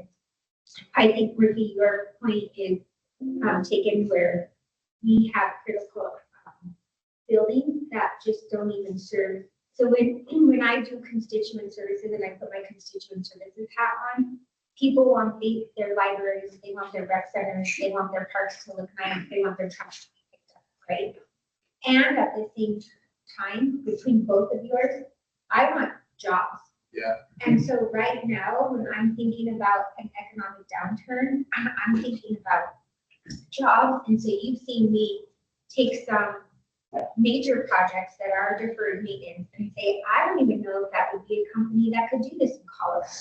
I want to make sure that we're giving jobs to our local community and making sure that that is one way that we also sustain economic growth in Denver, because if you do have the big R recession word, which as you all know, recession has to get 2 quarters before it's even declared a recession, which is ridiculous. I hate that. I can't even go down that rabbit hole. But that is what we need jobs. And so how do we use this bond to fix some of our deferred maintenance, to be able to have economic growth and be able to get jobs in Denver and sustain, because one of the bonds and some of the projects historically in the 80s, they helped keep Denver with jobs. That's what Hancock did. I think you were the chair of RISE. That was the whole thing, is let's do RISE to make sure that we're stimulating the economy during COVID to help with jobs. Also try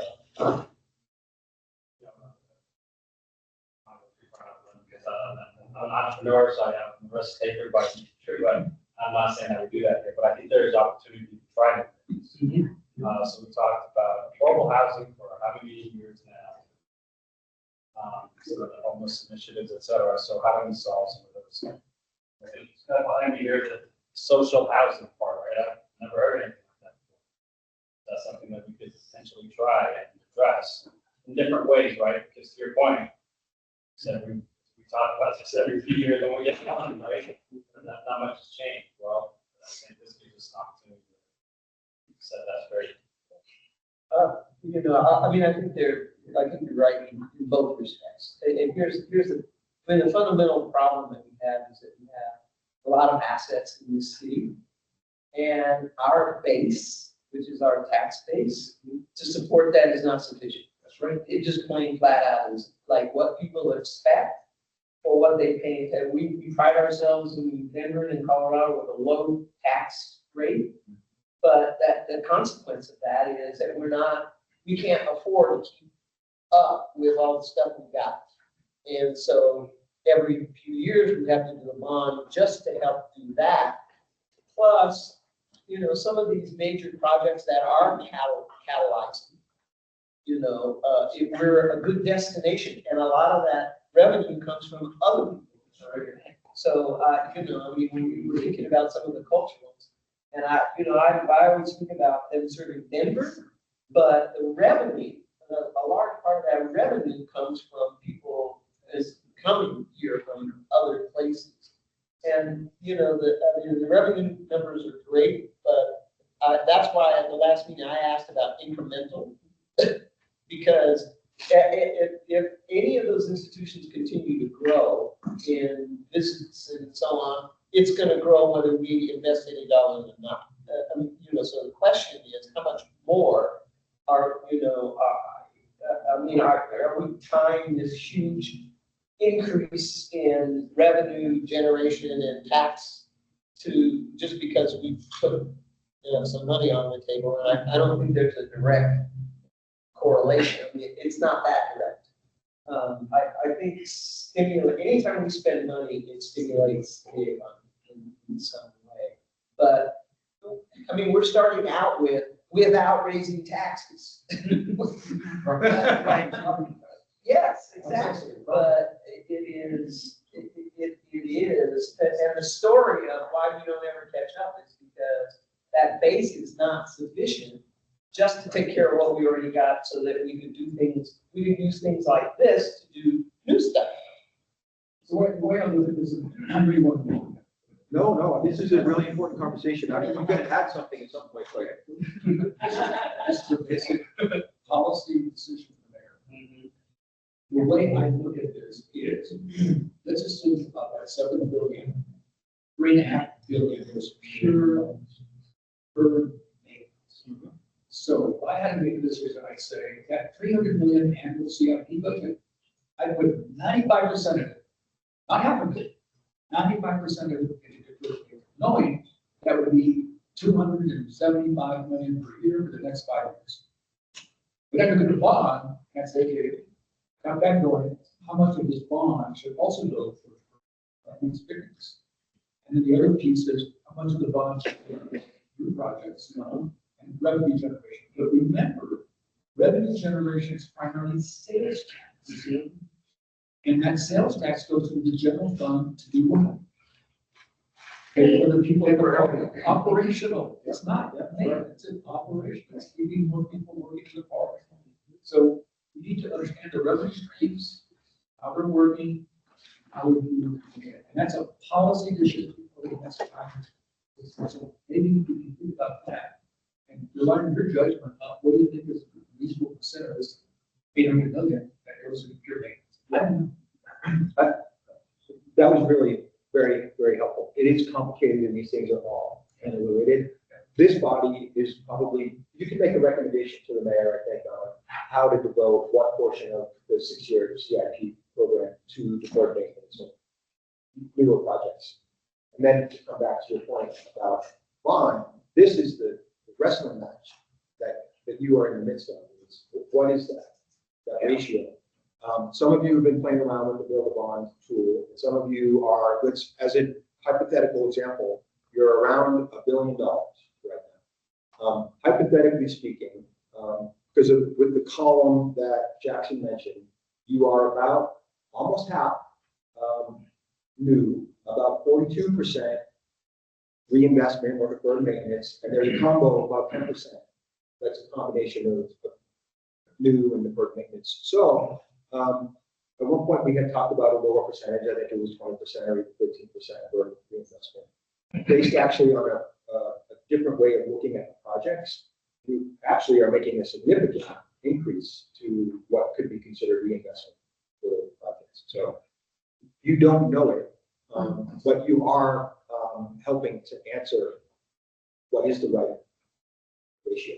I would also say there's a place where you can be strategic in those reinvestments, where you invest in a place that actually generates additional savings. Catching HVAC equipment before it's is incredibly important for stopping additional spends in emergency situations. Grabbing a roof before it's in the home not only prevents emergency spends, it prevents water infiltration that causes other damage, that causes spends in mold remediation, things like that. But it also increases the R value of a building, which increases the energy efficiency, which decreases our overall operational spend. And basically, you have kind of downstream effects from some of the projects that you're evaluating here. There's places where we're talking about investing in your pavement, right? Like investing that pavement before it starts failing and crumbling, because you start having these, it's just cascading failures, right? And then those cascading failures end up where the fix becomes more problematic and branching. So some of the conversations you're having right now, the reinvestment projects that you're talking about, where the original approach that we talked about with Jackson was in these kind of unsexy, not named projects, but more buckets of roofs and pavement and things like that. When we went back and looked at the projects as a whole, we started bucketizing them. I think it did kind of raise the level of investment to a different degree, and it changed the lens of where they're looking at. So I think there's quite a bit there. So can I ask a question? So to your point, we've ended up doing a lot more than 20% based on last Friday's exercise. So once we drop that to zero now, because we're more than 160 million, it's more like 400 million. Or does Dottie and CFO want a bucket full of money that they can utilize as needed? We can take out some of the other bridges and whatever else that are deferred or reinvestment, so that you have the options to determine which projects to get the funding, because you know the criticality of these projects. I think you are headed in the direction of bringing that number 20% weighted. Maybe it's not quite zero, but remember, we're going to come back on Friday and talk about some of these citywide programs which kind of fit into a reinvestment or both category two. So you need to leave room. You can either start there or you can add those things in on top after. That was the question, and because we're at the investments we are with our our tool without most of us without the citywides and without the whole. Correct. And so that is so we still have some narrowing to do. And the question about reinvestment, I think there's a lot of it in this that we haven't even discovered, and that's why I think we gotta get our arms around this process and how much some of the critical deferred maintenance of some of the projects that are important could be done as part of this process. And happy, if I may, I think that's a really great point. I think when this is why I think it's important to kind of differentiate those standalone projects and kind of citywide programs and what they are and what they aren't. And so those standalones, and that includes like the bridges and the reinvestment projects that kind of pull in that like 42%. What those are, they're very specific, defined, generally very expensive reinvestment projects that in that limited scope of the CIP that we've been talking about, it generally doesn't have the capacity to fund that. That is a program that has to spread that peanut butter really thin, and we spread it across all of your road paving, all of your general services work, all of your parks maintenance. It goes very quick, and so bonds represent really important opportunities for a major bridge replacement, which secures access to downtown or certain parts of the city, ensures we can have trucks and ambulances and all sorts of stuff go over them. Again, to use that as an example. So that's where there's value in carrying those standalones. And so as you all go through your work, we're trying to get we're trying to get a lot of projects into a very narrow list.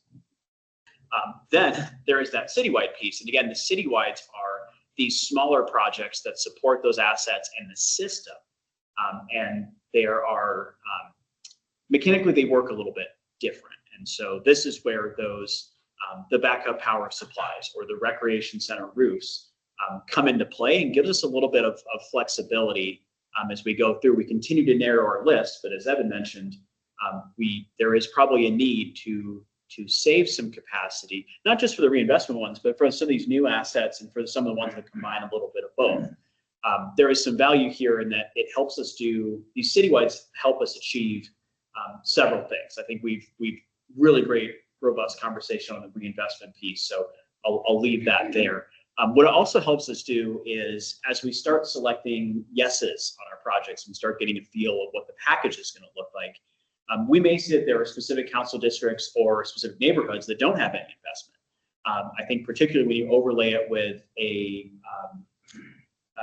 equity need in different neighborhoods, we might feel that there are areas that are not receiving investment. These citywides can help you make sure that we're putting investments in neighborhoods that need it. So for instance, traffic calming. That's a very scalable program. One, as we go through this process, one could add in, oh gosh, there's certain neighborhoods that really haven't had any of this work previously, or just don't have any projects at all in our current recommendations.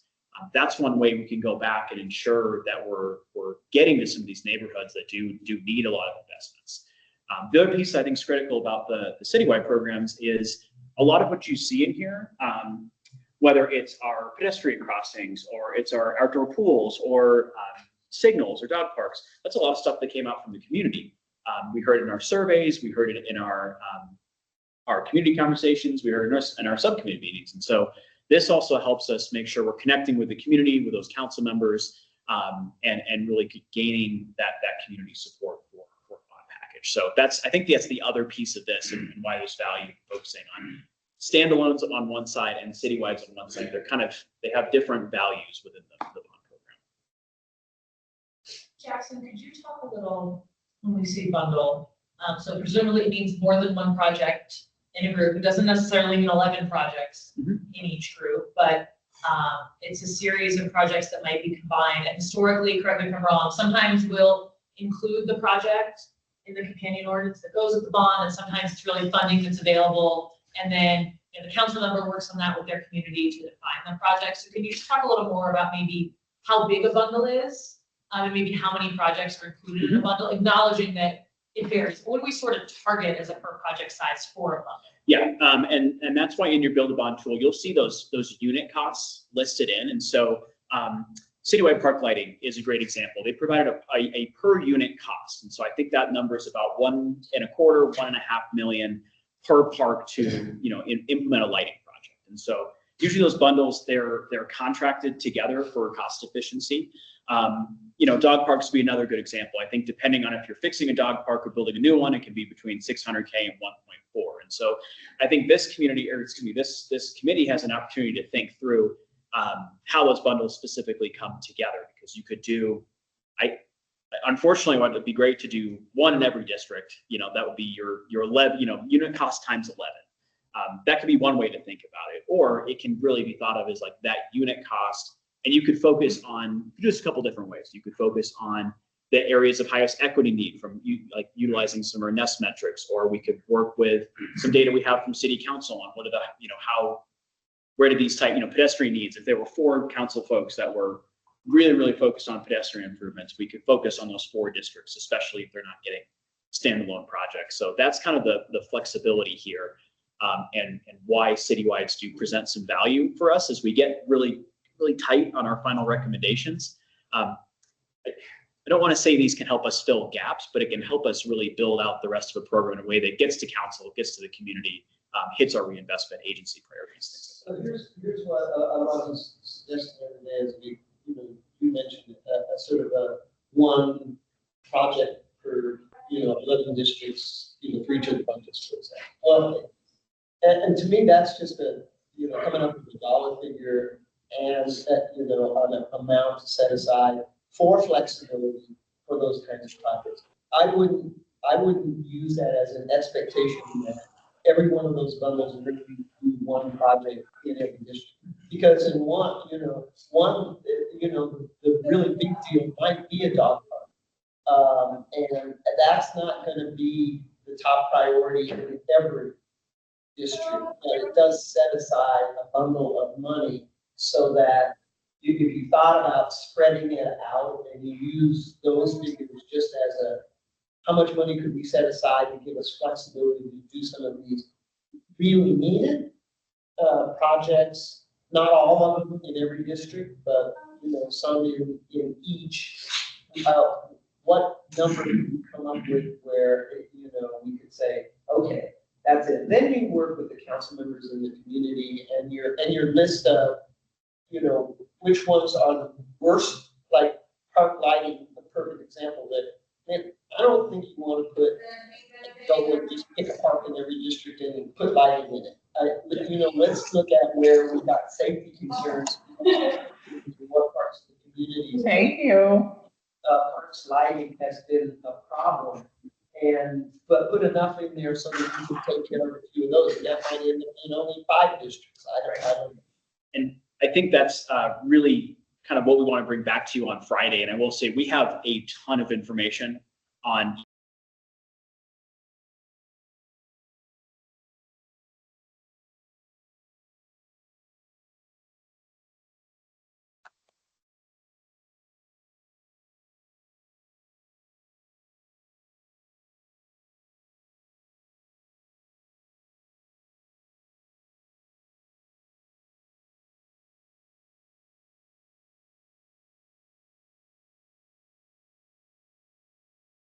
you on Friday, and how would you like to see it in a way that helps us really think through and dig into the citywides? I think I'd like to start out at 67 feet. I'd like to see aggregate data.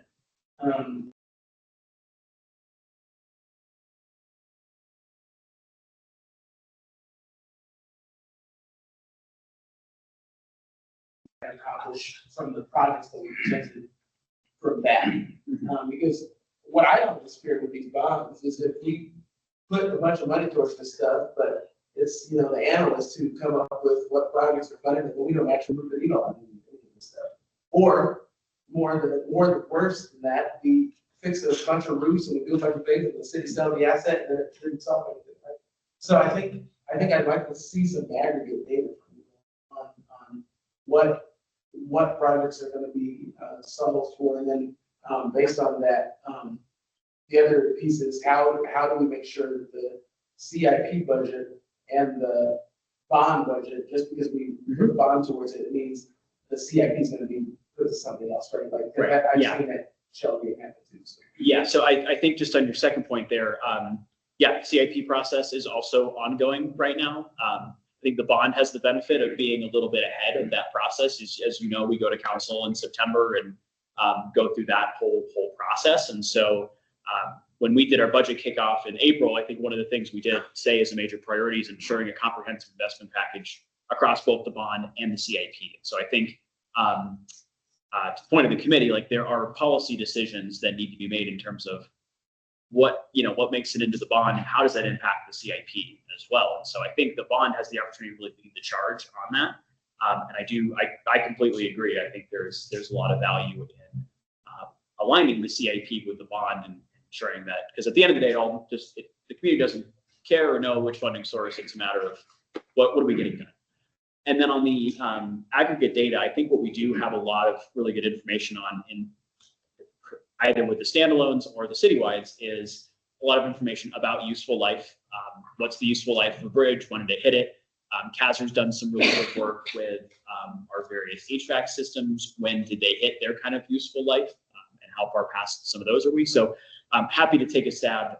We do have, like I said, we have a lot of information, and so I think aggregate data around deferred maintenance and reinvestment. Help you just to start with is because some of them ended up being named standalone projects. It was just sort of random.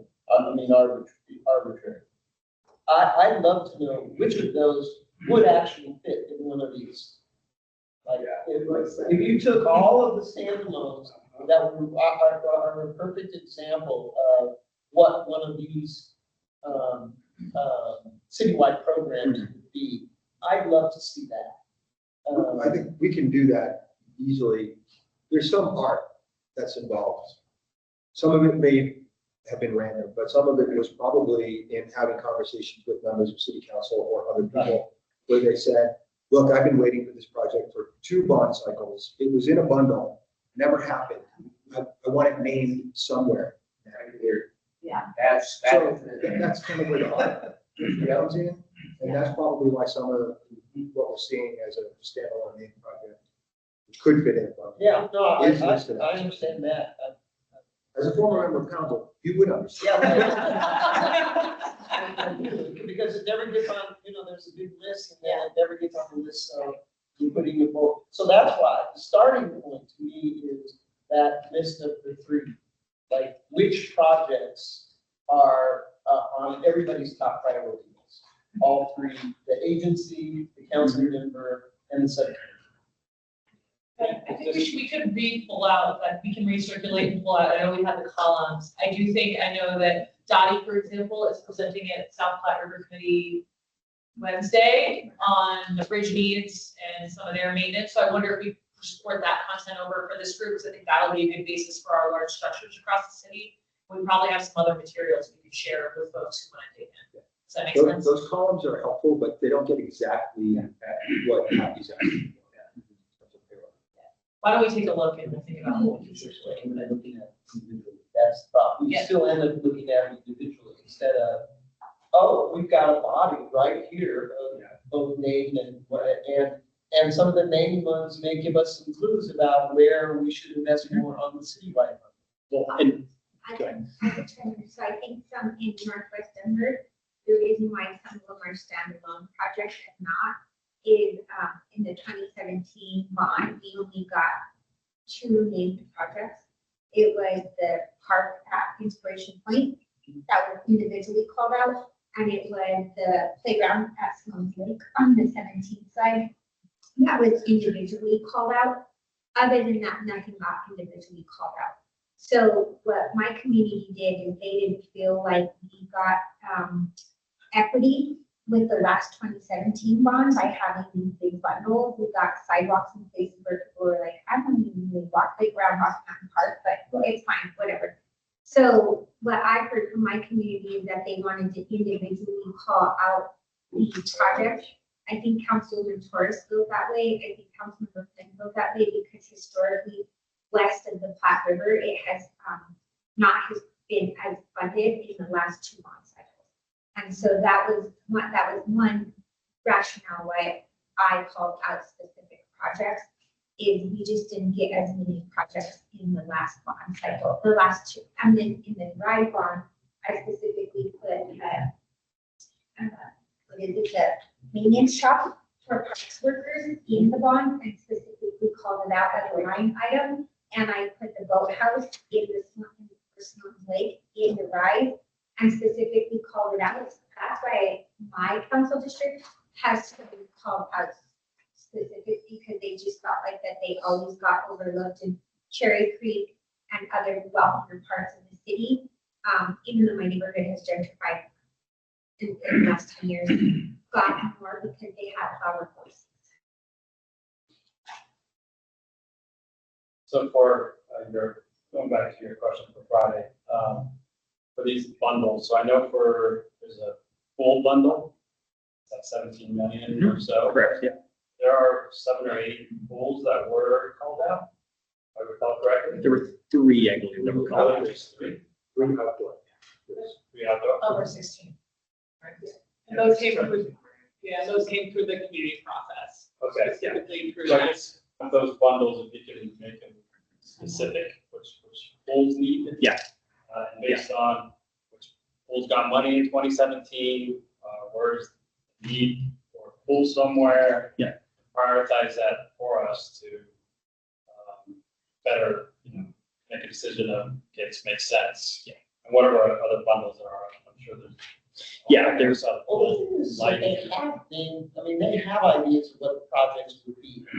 Yeah. And that would solve the problem. Instead of just a range from this to this, and we don't know how many projects, it is, what is the list of pools that are, are the three the ones that are the most, that are named already, the ones that are highest maintenance needs and that are gonna be a problem if we don't do something? In that case, maybe we don't need a citywide pool run. So, yeah, and I think that's a really good point. I think some of that has happened so far, and I think within pools and bridges are both a good example. So I think within our pools, it's Aslan, it's Eisenhower, it's Garfield. So I think those are the top three. If you look on, we have that list of pool projects. Those are the top three. And so I think we are doing that a little bit. I think we can provide some more detail to make that more clear. But same on the bridges. Like if you look at some of the, I think that focus on 6th, 8th, Lincoln, and Quebec over Airline, the bridges we've discussed and are in standalone, those are some of those highest priorities. And from the safety reinvestment perspective, those are definitely loud and clear. They're top priorities. I'd add Smith and Sandown as another one of those bridges, which you'll see. So I think we're doing a little bit of that already, but I think we can clarify that a bit more because it is happening. I think it's just a matter of making sure that you all are aware of, what kind of is programmatic in a way, but also is reflected on the standalones. Because I think the intent why we wanted to do that is so we can really focus on those, and then the citywides do become they are truly what we just defined them to be. So Carol, if you could go back to just that previous slide. When we talk about the citywide programs, they really should be these smaller bundleable projects. The $17 million pool replacement is a little more challenging to say, oh, it's a bundle, it's scalable. Like it's 17 million, it's a lot of money. And so same with the bridges, right? So then by the time you get to the bundle, then you really are talking about your rec center roofs or your traffic calming. Like it is truly, it's more true to that definition. And I think provides our intent was to provide more clarity to you about what the heck we're talking Yeah, I think the pools are maybe the hardest one. It's kind of the oddity within the concept of the citywide, because it doesn't necessarily apply to every single district in the way that a traffic calming could, or a signalization could. Because if we call any council member and say, are there crosswalks, are there intersections that are problematic in your district, are there signals that are problematic in your district, every single council member is going to give us 5 right off the top of their head with no problem. There are council districts that don't have problematic things. So it just depends on. And the pool is not stable. A pool is not stable. Similar to a bridge, we can't build half a pool. Not with that edge. Traffic calming, we can't scale. Bike lanes, we can't scale. There are minimum project viabilities where it doesn't make sense to do 500-foot bike lane and not connect it on front end or back end. There are areas that lend themselves more to traffic calming. There are more problematic areas. There's high injury network. There's a lot of data that goes to that. But with the citywide programs, we did see during the public process, we heard it clearly from the subcommittees. There are places that, from a district equity perspective, or just thematically, you see, like, man, this hits kind of every single council district. Like everybody would be able to give us a top 3 of these things. Pools are in bridges, both kind of, they're oddities within that. Sorry, Jackson. about. No, it's great. Very helpful. So that's helpful, Patrick, like thinking about even a crosswalk at this intersection is probably not something we would even name in the bond, right? I think that's where a pool is different. I think folks would maybe more expect us to name something of that size. So what I'm hearing is maybe we think about these bundles as handling smaller things or to be identified things that we know exist everywhere, but we just haven't necessarily worked with the specifics of, or even something like rec center roofs or deferred maintenance in rec centers, where we're not going to necessarily say rec center roof replacement at these 5 rec centers and name those, but it's really a package of it. And we, again, work with council members to understand set expectations with you and your colleagues at where those are going to be, but it's really wrapped into a bundle for right? And I would say with an expectation that we can communicate, hey, this bundle covers an aggregate of about 10 roofs, or, about 30 crosswalks, something like that. Yeah. The way you approach it, we can get granular in how it will be approached, which is we'll work with the council office, present the council office with appropriate data behind your network, the amount of accidents or the amount, like, you know, the appropriate data depending on what we're talking about. We'll work with the council office on that, let the council drive that. And I think that in the past, like, we're not talking about a process problem, we're talking about how we have implemented problem in the communication breakdown that happened. It's a communication problem, it's not a process problem. And there's an overlap between the two, but those are two different things. For these citywide programs, there's 20 line items on our sheet. They all look very important to me. Pedestrian crossing program, it's 250,000 per crossing, but we have no idea if that's 10 or 20 or 30. And how should we prioritize that? Because I don't know, traffic data, or neighborhood. Yeah, there's 20 of them. Yeah. So would it make sense for us to kind of like the reinvestment percent? We just say here's 5-10% of the bond, and the city can prioritize with city council to figure out. There's 20 line items. The bond is citywide, so how do we narrow that down to? Would it be, this is really a question for staff. So if there's 20 line items, 20 citywide programs, we have roughly, at least in some of them, a dollar amount per thing. Can we get from the agencies that run those citywide programs? How many of those things are at a critical stage? Thank you. That would be great. That's a question for staff. I don't even get it. I mean, I think we've worked pretty closely with staff throughout this process. We have prioritized lists of those individual projects. I think getting a sense of criticality out of those won't be terribly difficult. There might be some nuance to think through, especially with the ones that are like new assets. But I think there's probably some value. I think it's a good one. I wonder if we focus first on the reinvestment elements versus the new. And that's what's maybe a critical maintenance point, so I think the Yeah. what should you really fix in your house? Yes. Yeah. Exactly. That is certainly. You want to take more showers. Talk about this over and over. And maybe Friday, we start with those as a way to prioritize. But just to say, like, we already had submissions from departments for what are their critical reinvestments. And just between parks, facilities, and Dottie, they put their priority recommendation for reinvestment, and that total is 127 million. Right, so we can lay it out, but I don't think we're going to get a much more refined number of what is the most critical. I mean, we have to go really. We asked the question that we asked from the reinvestment process. We did not ask the citywide process. Those are two kind of different questions, right? Yeah. Because Dottie said, our pavement index is a 74. We are sure there's 76, and we do nothing it's going to be a 72.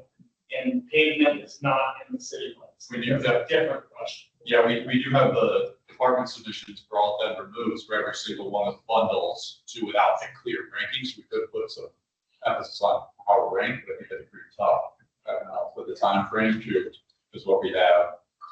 And 60 crossings in our Denver moves list, so we can prioritize Well, that. the high one is like, I said, how do we make this district equity? Some projects are some districts are gonna need more of these programs and bundles to make up for the fact that they're not getting these huge multi-million dollar investments. So looking for you guys to help us figure out what those kind of lenses that we need to look at to prioritize which projects get funded. Can I ask if the team take back the feedback from the committee, understanding there's interest in what are some of those priorities with respect to some of these bundles? And maybe it's just something we can spend time going through on Friday, but leave it. Yeah. I think we don't want to create new work. I know there's a lot of work. It's just the right way of putting it together to for you all. I think that's the number, right? So that's not, we said 60 crossings. Each one's on average 150,000, 250,000, so say 200,000.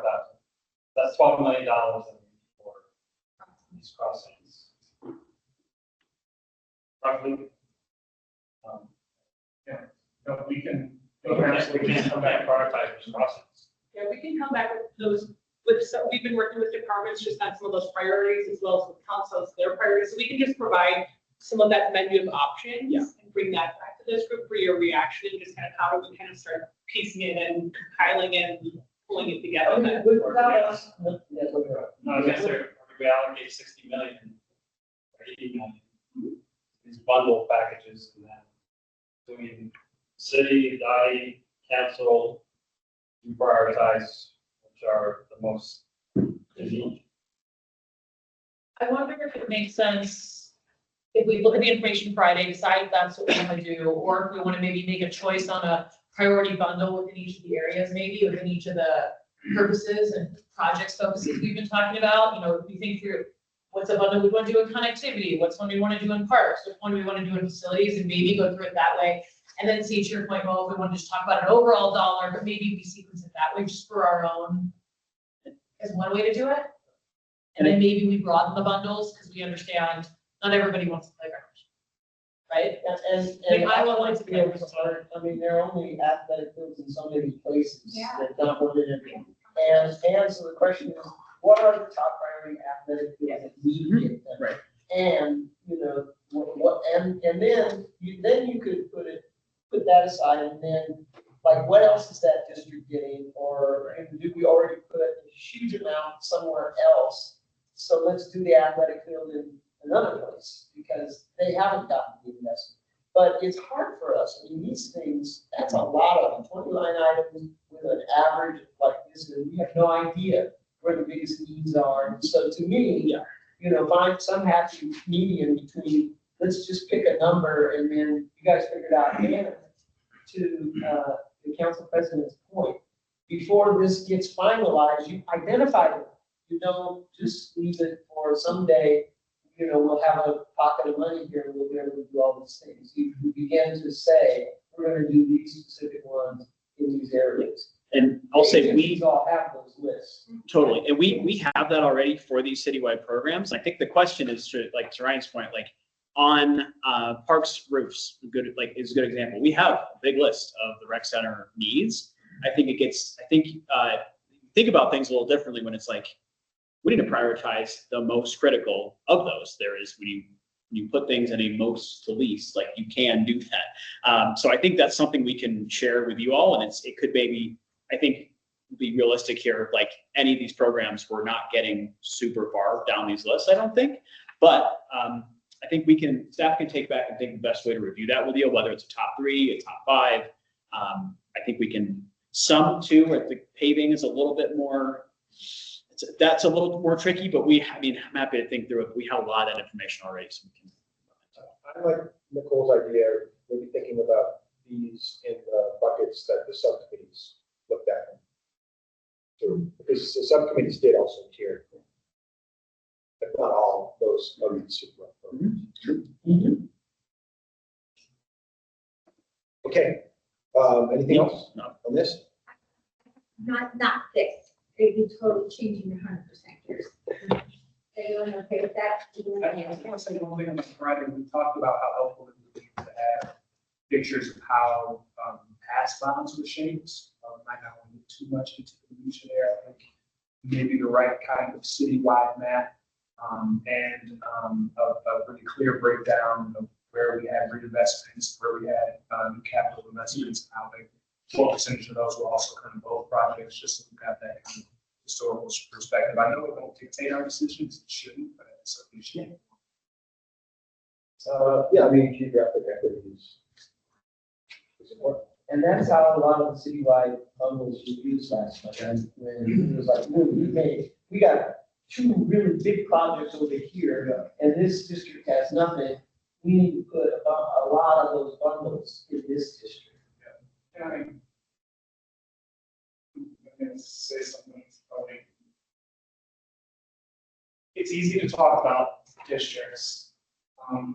Districts are very large areas with neighborhoods, and the neighborhoods have characteristics. And I would also advise that you consider the neighborhoods beyond just the districts.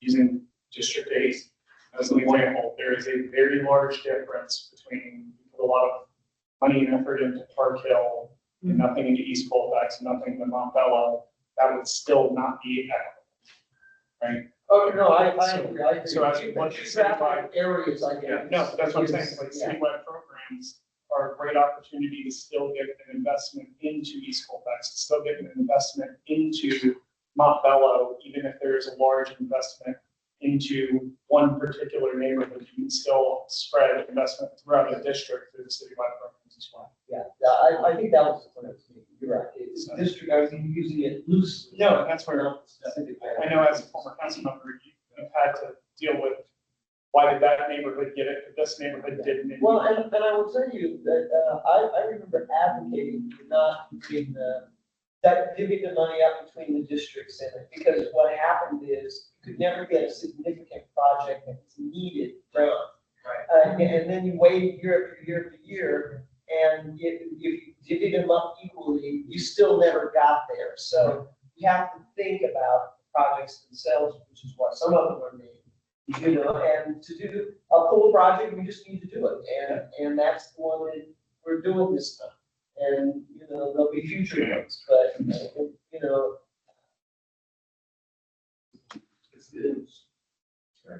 Maybe we can show some of the maps that we have of the priors on Friday, and I know, I think we have a map. We do have a map, and we're putting in the reinvestment in the new, and then we're also layering in neighborhoods as well. And we'll throw that on Friday. Yeah, that was- Open with that on Friday and then get it the. That sound good? Yeah. Thanks, Jeff. Sure, thanks so Yeah, much. thank you very much. So with a little bit left to go tomorrow, there is a city council bond meeting. It's the chance for Laura and Patrick to provide an update. And is there anything that you want me to take back to my colleagues? So the one thing I'm going to take back to them for sure is that we agreed to add more time. And give them the updated schedule. I haven't made that public yet, but we will be adding more time and extending this project a little bit longer, changing the public hearing. Is there anything, I was going to talk to them about this deliberation that we're having about the deferred maintenance and the citywide bundles and the district specific. Is there anything else that you need me to convey to my colleagues tomorrow? Because if not, we'll probably start hearing from them. This might be. I mean, the problem, if we're gonna hear from them about everything, and what I need to know is, I get that you think everything is important, we all do. But I need to know which, if it doesn't show up on this list, you're gonna have a cow about. Yes. That's right. That, I mean, that's the bottom line, because then, you know, they're like everybody else, they don't want to say something is, one of my children is, more favorite than the other, or whatever it is. But, we're not gonna give money to all of it, you're not gonna get it all. So, if you're gonna have some heartburn about something, you better tell us which one it is. Okay, I'll say that. I'll use my own examples. But during this process, I've had to pick projects over other projects that are more key. So for me, I'm gonna continue to advocate for the whole entire corridor for 38th Avenue, because it's never been fixed. It's my lifetime. I bet when you live there, if everybody goes in our site, it looks the same exactly. So those are things that I always, when I lead, I use examples, like I did this, I'm doing that, and the executive bond committee is asking me all to do that as well. So with that being said, I might ask them to go back into their Excel docs that they still have access to, and are there any ones that they need to give update their comments on? I think, we are trying to help go back to every city council member to really understand and answer that question. Council President, if they do go back in, I think ranking in priority order would be the specific request. I think we have a pretty good understanding at this point of what everyone every council member's top 1, 2, 3, 4 projects are, but if they're worried or want to provide even additional clarity. I think there's a couple who are, they want a lot, and I'm like, look, that's often I want a lot too, and you still have to prioritize. I'm not trying to say you have to pick your favorite kid, but. But you do. I think yes. Now, I think the other thing I would reiterate is just a reminder, it's done it so well of the three lenses that we're using. Is it kind of like, is it say the values of equity, just reminding the lens that this committee uses for every conversation. Say one more time. The guiding principle. The guiding principles, the three priorities and Kind of the like ways that we. I just have to write it there. It could be helpful as well to get more small wins out there, but they focused a little bit on some of the citywides earlier. They sent a long list to us on micro priorities. And a lot of those contain small citywides that we have in our citywide mapping, but if they can't get their top 1 or 2 very expensive projects to focus on what signals, what crossings, what they really. I just wrote a letter to the mayor for our 2025 budget, and there's micro priorities listed on there. I am the only one who doesn't have micro priorities on that list. I will have to actually go in and update it. I can't facilitate meetings, write letters to the mayor, serve on all these committees, and do that. So you'll see that I'm the only just have to fill it out because I have too much going on. But I will. So they have that. The mayor's office has that. Yeah, no, I think we have it and share out. Last Thursday. Yeah, no, thank you for that. That's all. I will resend it with mine, because I can't not have my notes. Okay, I have to go to committee. Thank you all. Thank you. Thanks, everyone. Thank you. All right, thank you. All right.